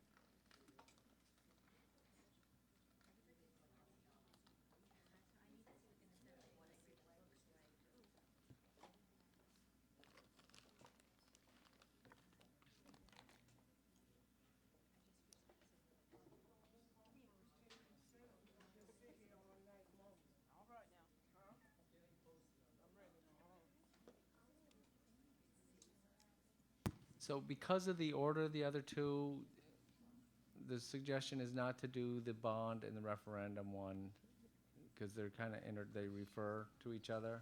So if you want to do one, do the necessity. Coming up on board docs. I'm gonna try to upload it on Board Docs.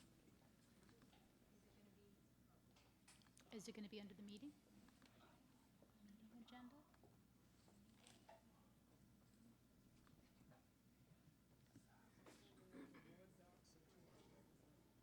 Going into board docs.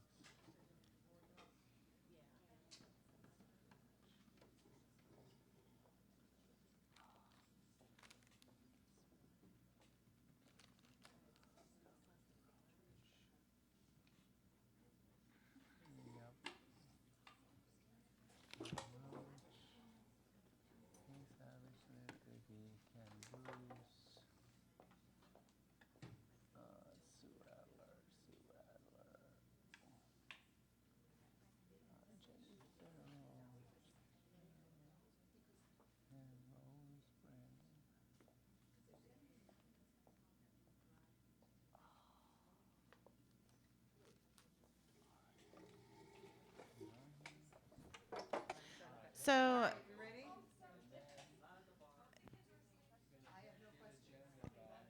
thought, do you want to do? Oh, yeah, I do. No, did you do it or want me to do it? About the what? We're just going to ask you guys, we're going to ask you actually a question since you've been here for, I'm going to wait for Dr. Brandon though, because she needs to hear us too.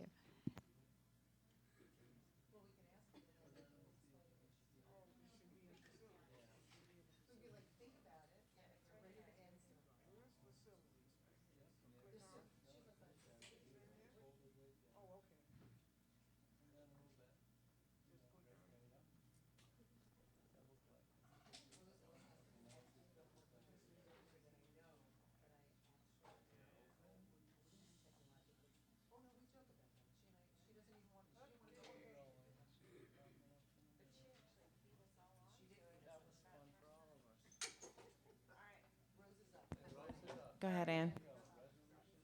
This is our question, which has already been asked, so we're just going to ask the same thing again because, you know, it's good to ask every hour or so.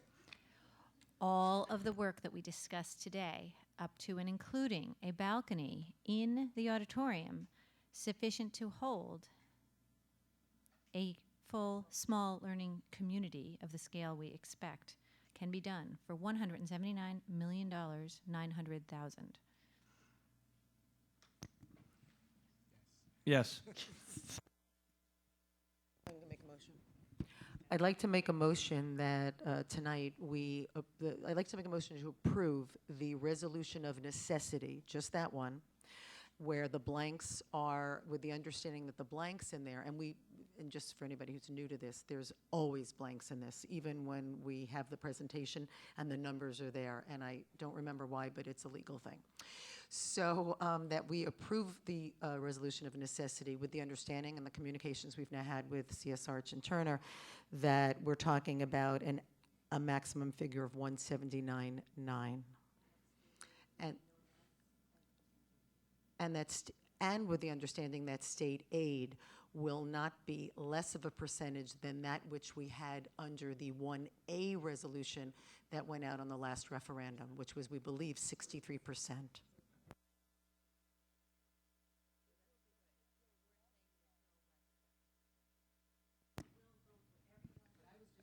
Yeah, but you got to be careful on these, because this is all bond counsel, which is its own profession. That's all this person does, and we've been told, don't change a character on That's why these. I said pass this resolution of necessity with the understanding, I'm not amending the language, it is that we are passing it. This is really a statement of intent, this resolution. It is that we believe that it is necessary to go back out, to do a better job in marketing, to have as much time as we can, and to really press upon hopefully our legislators to do for us with the roof that which was done with the football field, and that's why we're putting it on as we are. So this is more the understanding, Bill. I'm not trying to change a single comma or period. I know you can't, even if there's a typo. Is there a second? Ms. Savage. All in favor of the resolution of necessity? That is Smith, Savage, Bruce, Adler, Farrell, Brandon in the affirmative.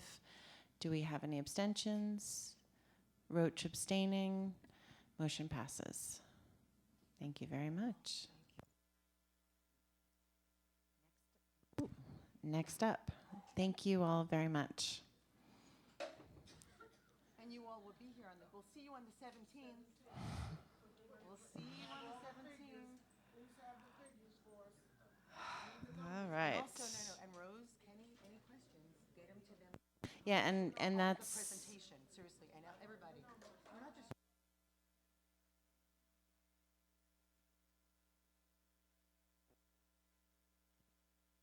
Can I get a motion for routine consent? Mr. Bruce, a second. Ms. Roach. Are there any set-asides? Ms. Adler? My set-asides are in the routine consent is the human resources number. I apologize for not knowing which one it is. It is the one on the director of professional review. And I'm also setting aside, and I again apologize, we've been, the numbers that all talk about curriculum writing. I think there's A3A. That's the director of professional review.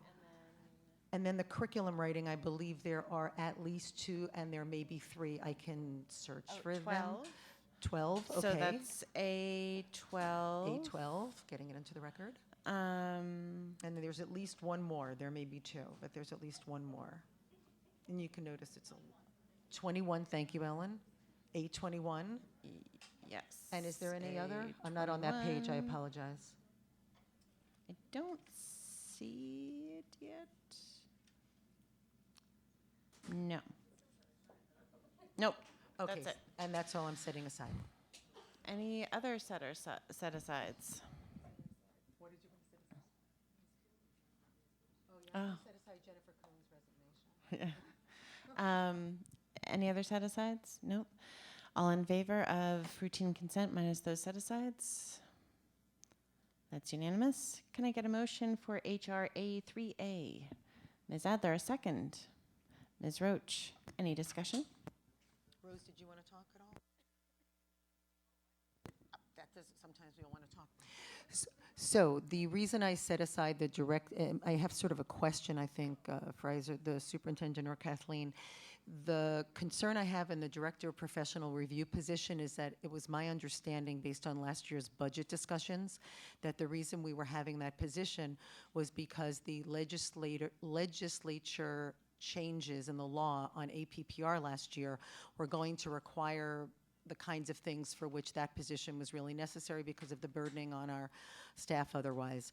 However, 2 things I believe have happened in the interim. So first, everybody's been getting waivers, which I understand just keeps the dogs at bay. However, there's been tremendous amount of information out there from the chancellor's office and, in fact, from the governor's office on a, if not a rollback of some sorts, but a significant rollback on APPR to the extent that the state testing is going to form that kind of basis for teacher evaluations, and that would therefore mean that there's going to be a shift in how teacher evaluations are done from now. So the amount of money that we spend, including salary and benefits, on a director of APPR, when I know that there are other staffing positions that are more important, I'd like to hold that off until we have an idea of really what's going on and what our needs are. I mean, things appear to be tremendously in flux, and I don't think we're going to know until April exactly what's going to happen, and I'm concerned we're going to have a staff member hired for the work that may never, ever come to pass.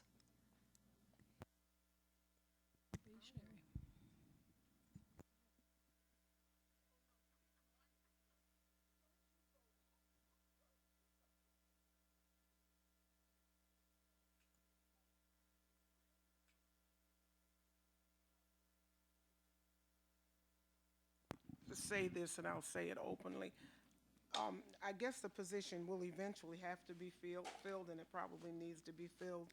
But my thought on it was that I would just like to see it filled by someone, an outside person. I'm objecting to it being filled in-house. That's my thing with that. And I can't go into any of that, but I just hope when it's filled, or if it's filled, that it's outhouse filled, not in-house. That's all. The candidate is an outside external person. And while I agree, Sue, that things may be in flux, we don't know the degree or when that will all come to pass. And in the meantime, our principals are asking for the person in this role to provide direct assistance for them in meeting the current 8 PPR requirements. And until those change, that's why this person is in this spot. And I agree with the flux. The other piece that is important is this is also a probationary appointment. And so if in fact we determine that this role is not required because things have changed, et cetera, we can certainly give notice on that and then move that person along. So I agree with you, Sue. Things are potentially in flux, but right now my principals are still required to follow the rules that we currently have. Even with just if you could clarify, because I really don't know the answers to this. With so the waiver doesn't have an impact on this. No, because the new, correct. And so, so what we're saying is even the old APPR, the 20% APPR, is something that we felt, not we, but obviously you, therefore we, felt was necessary to then bring this person in for. So we would have to have basically a whole revamping to have this not be of necessity. Correct. Okay. So you mean for once y'all listen to me? All in favor of, Did y'all oh, listen to sorry. me? I told you to hire out for that position when I turned the interview thing out and left. You did. Well, you only had two. You only had 2 people interviewed. One was in-house and one was outside. And y'all was on. You did? Yes. Well, you sounded like you was on it. Rose. No, you guys were in the interviews. We had 2 finalists. There was one internal. The internal candidate declined the position. Yes. Oh, so now that it's the other person, and that's, okay, this is delicate, so no, I cannot support this at all.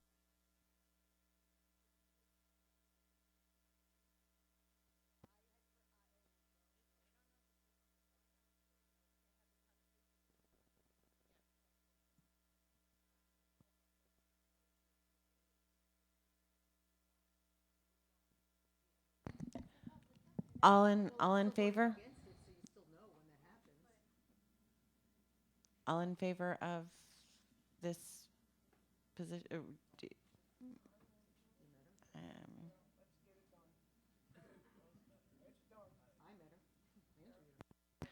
That is Smith, Roach, Bruce, Farrell, Brandon in the affirmative, Savage, an abstention, Savage, a nay, Adler.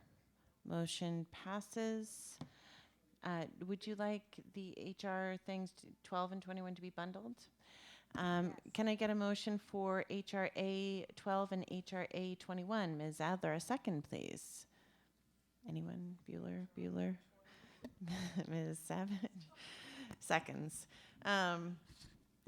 Is there any discussion? Yes, there is. So I know I can. I am still mystified as to why I am getting, as a board member, routine consents for curriculum writing, and it is from the current time period till August of 2016 that this hourly rate is being done, and in fact, one of them has to do with ELA, and I could have sworn once again that ELA was actually completed, and yet there's, whatever, February through August curriculum writing. So I'm just, once again, done with voting to pay people to write curriculum when that is just not seeming to be something that is getting done, and we need alternatives.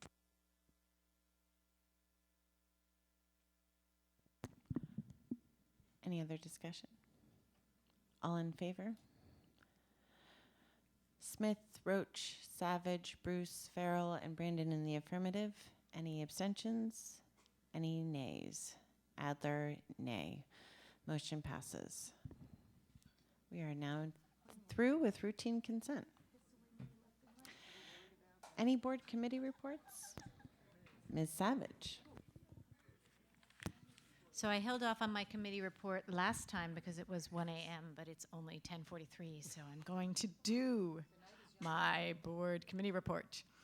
So the policy committee, with Jen's help, who will be sorely missed, the policy committee has developed a tool for tracking our policies, and we have completed an initial review of all 165 policies on the book and a review of the former board clerk's files to determine whether there was any loose ends left over when the former board clerk left. That was absolutely critical work because we did identify a number of issues that we are in the process of resolving. The policy tracking tool will allow us to track where policies are in the review cycle, so we will not have loose ends in the future.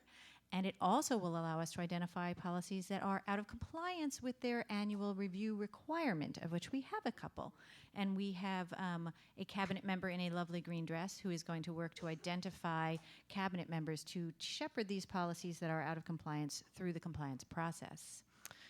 We are also working on formalizing and documenting our procedures so that when there is transition on the policy committee, we will not have to go through this ever again. And we have finalized our recommendation that we take advantage of the policy aspect of the Board Docs tool, which will allow us to have an online searchable set of policies for ourselves and for members of the public at no additional ongoing cost to us. We are still involved, and Dr. V is looking on the management side and figuring out how we will get all 165 policies from their current place into Board Docs without completely derailing the superintendent's office, because it will take an amount of time.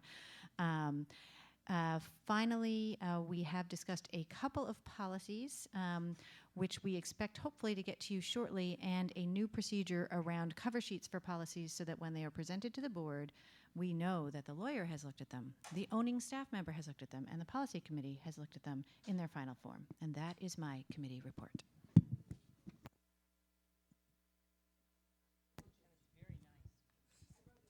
All right, I don't speak as quickly, but the Audit Finance Committee met with Marvin and Company, our internal CPA firm. We reviewed a draft risk assessment that focuses on procedures as opposed to financial findings. So we did review the draft and their recommendations. Staff will be putting together a response, and then we will meet again with Marvin and Company and the Audit Finance Committee. Their report will be finalized with our responses in it. I don't know if there's anything our attendees from the board want to add to that. Great job, Bill. Thanks. Yeah, and nice job, and I was not there, and I must apologize. I forgot what I was doing that day, but I got into something then just beyond circumstances, like out of my control. I could not attend the meeting, so I apologize to my colleagues. I believe those were all the board committees that have met. Because we're meeting on Monday, finally. Next up, other board member items.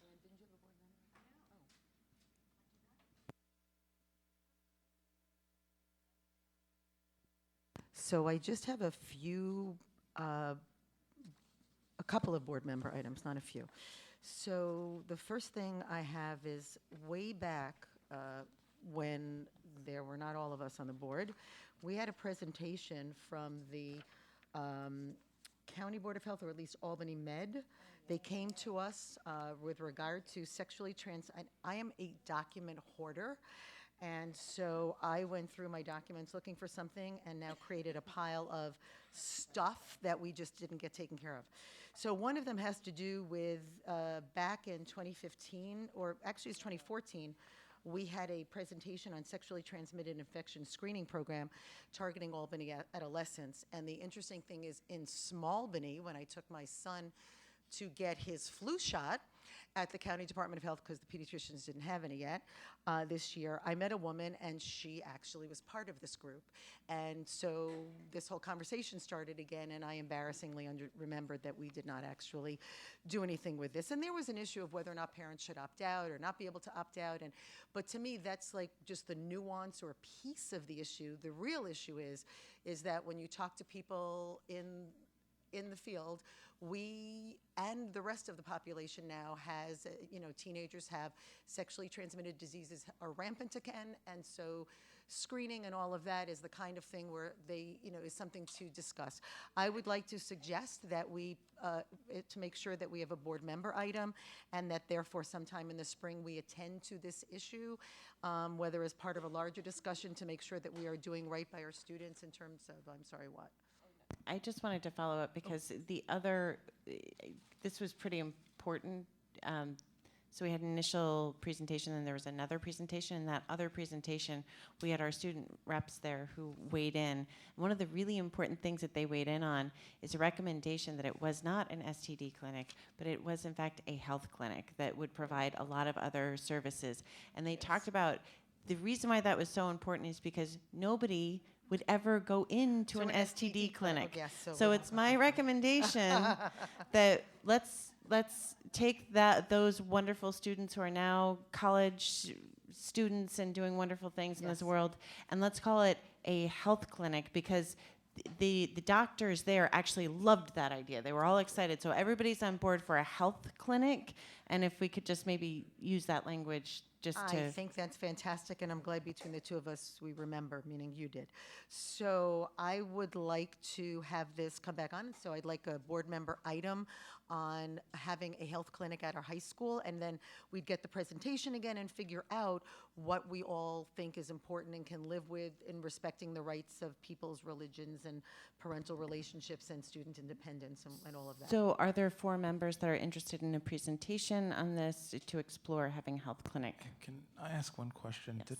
Don't we have another provider who is providing this for us? You talking about Laura Staff? No. Okay. Okay, so that we do have 4 members that are interested, so 5 members, so that will go on. Go ahead. Okay, and then the other one that I had, I apologize, where is it? Is I don't know if this is a board member item. Maybe you can help me. I wanted, okay, I'll go to other business. That's it on board member items. Are there any other board member items? If not, I have. So we've been actually, Mr. Bruce has been discussing a great deal, and several of us have talked and agreed about really looking at our maintenance plan and how we do our maintenance in the district. And the real function of that, and the interesting thing is when through the policy committee, there's actually several policies about maintenance and facilities that are way overdue. So what I would like is to get a kind of board member items to direct our policy committee to look at those facilities policies, and if possibly work in tandem with the facilities committee on them, and then the facilities committee to look at, just to reevaluate exactly what kind of maintenance we do on our buildings, what kind of oversight we have, and see if there's any recommendations regarding them. So can I get, and we can take it separately if people want, or do people like them together? Can I get an interest in people directing the policy and the facilities committee to look at those items? There are 4 members who are interested in that. So that will be happening soon. Now, moving on to other business. Ms. Adler.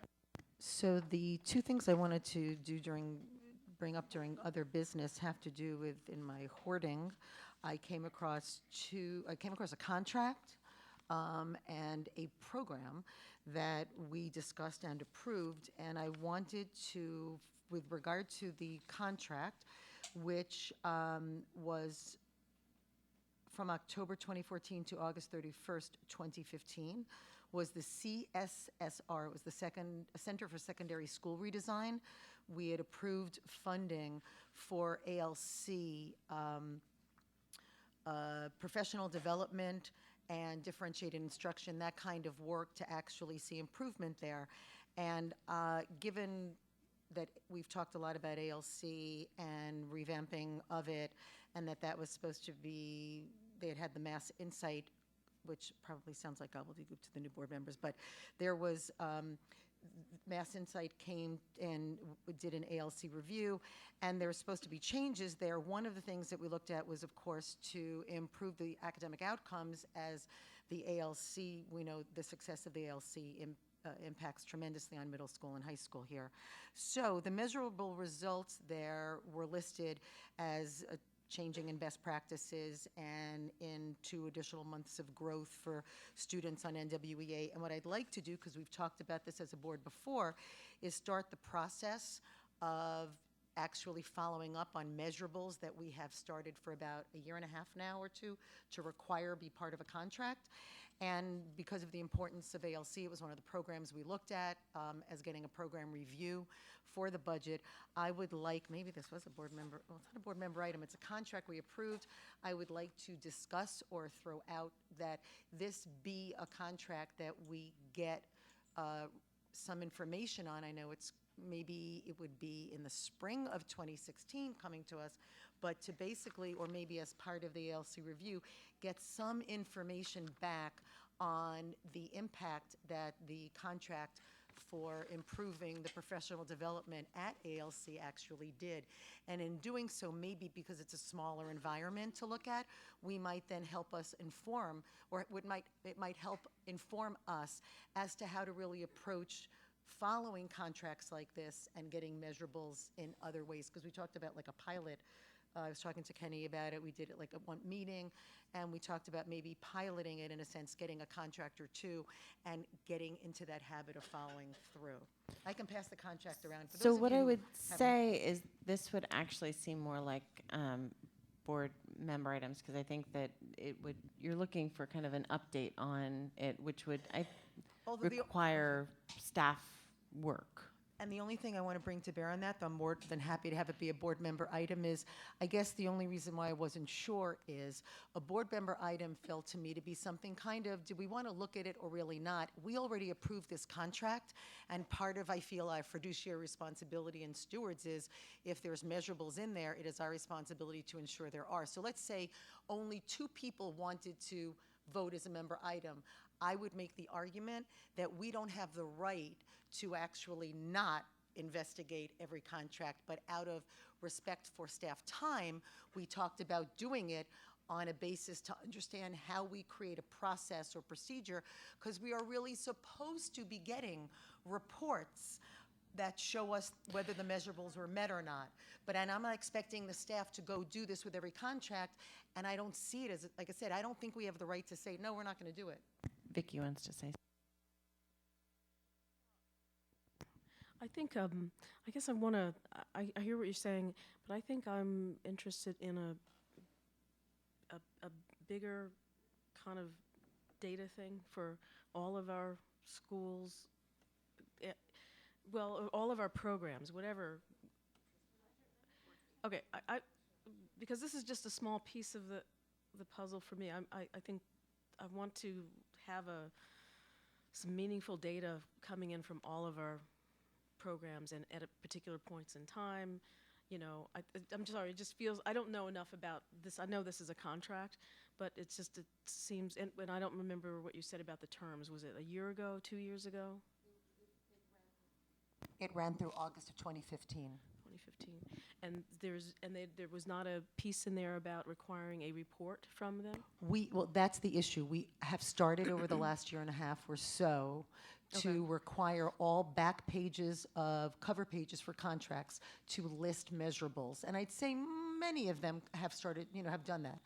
The problem is we never close the loop. And while I definitely appreciate the need for NWEA, as you speak of, or data to look at as to whether the kids, let's say at ALC, how they're doing, this to me is the kind of stuff that it has been very amorphous in the whatever years I've been on the board, 5 or something, but years that I've been on the board, 4, feels like 5, to be able to figure out when contracts come about whether we're spending good money.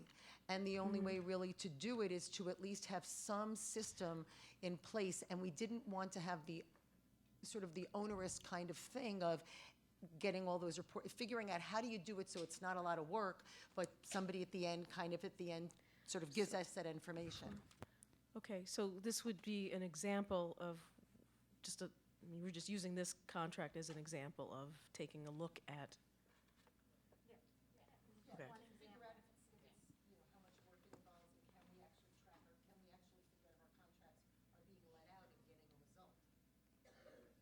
Okay, I think there's a way to do that. I just have to go. Go ahead. I mean, I was going to say, it sounds like something that we would be wanting to make a change to policy, that we have a policy for how we follow up on the metrics on that page of the contract. But I agree with what you just said about trying this on a pilot basis to see if it's even feasible to do. And that's where I understand, rather than making a policy change to do this in general for all contracts with measurable data, have a person that's responsible for getting the measurable data to us in advance of the contract renewal.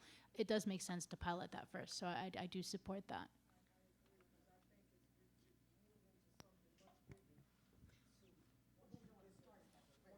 right, that's what I'm saying.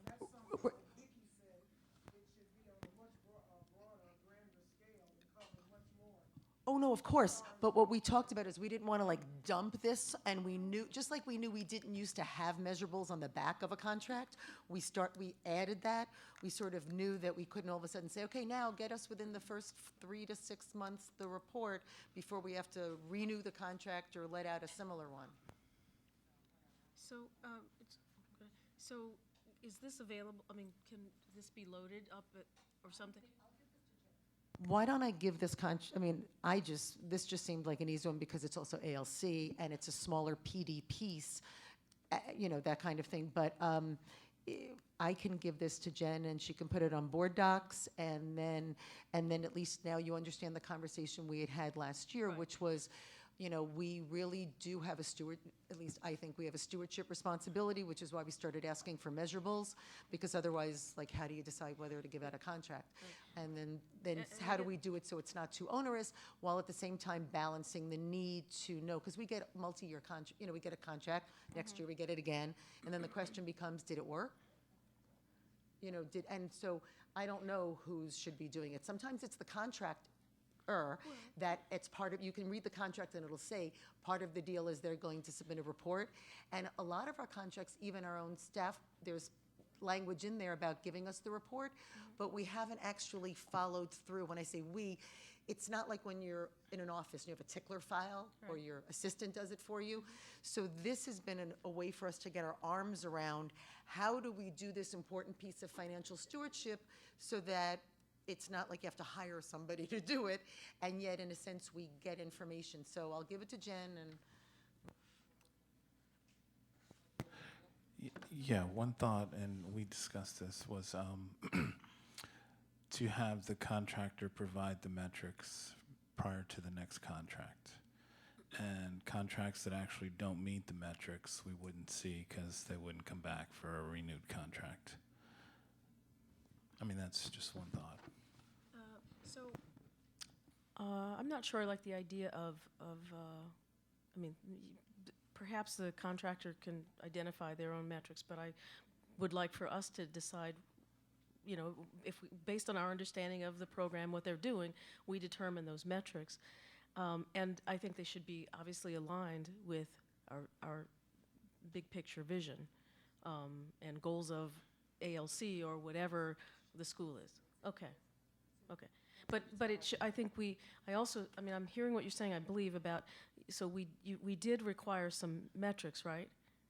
And Yes, you'll see now as you start to go through Okay. contracts is that wasn't always like that, but on the back page of the cover, it'll Yeah. say measurable results. And I know it sounds odd, but No, it no. used to sometimes be Yeah. kind of But- fancy language or nothing. Right. And thankfully, staff has gotten the message. And most of the time, we get the Right, right. proposed measurable results.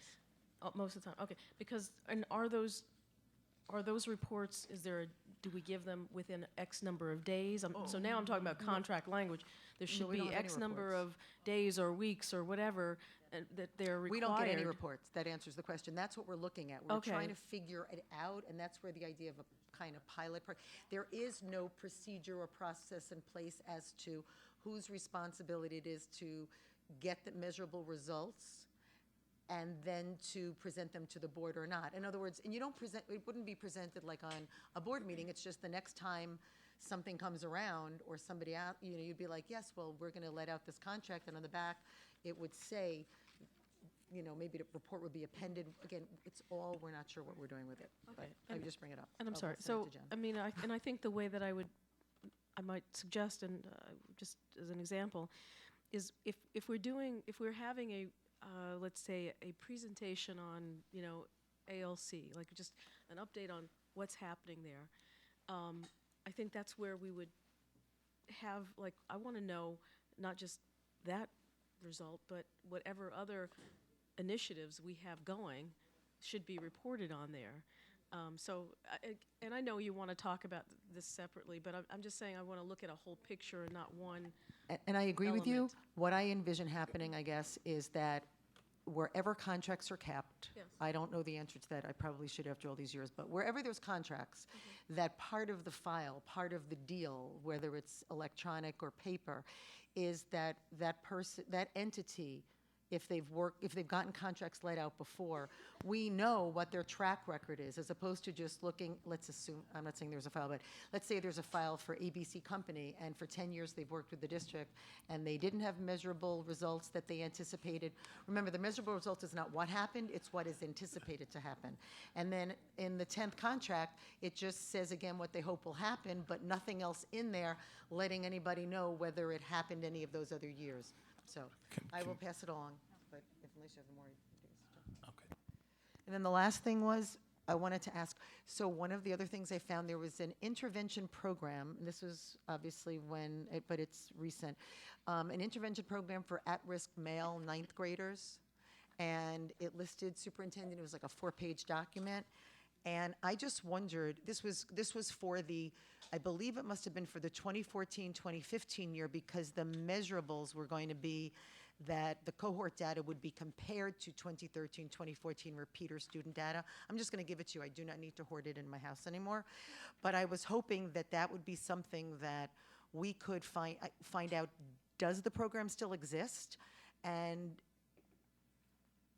did it get implemented? Did we ever get any results from it? Because it obviously was one of our important issues, which was at-risk ninth grade men, young men.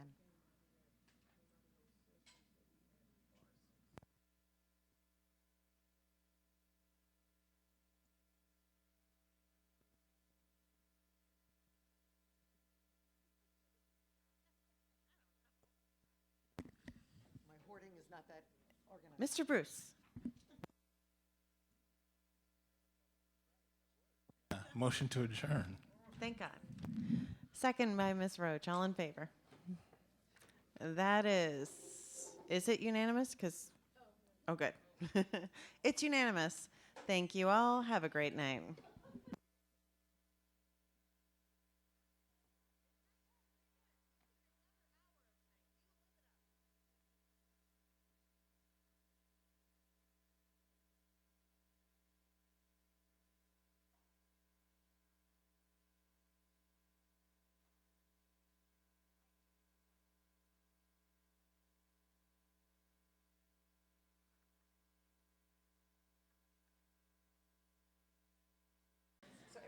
The mission of the City School District of Albany is to educate and prepare all students for college and career, citizenship, and life in partnership with our diverse community.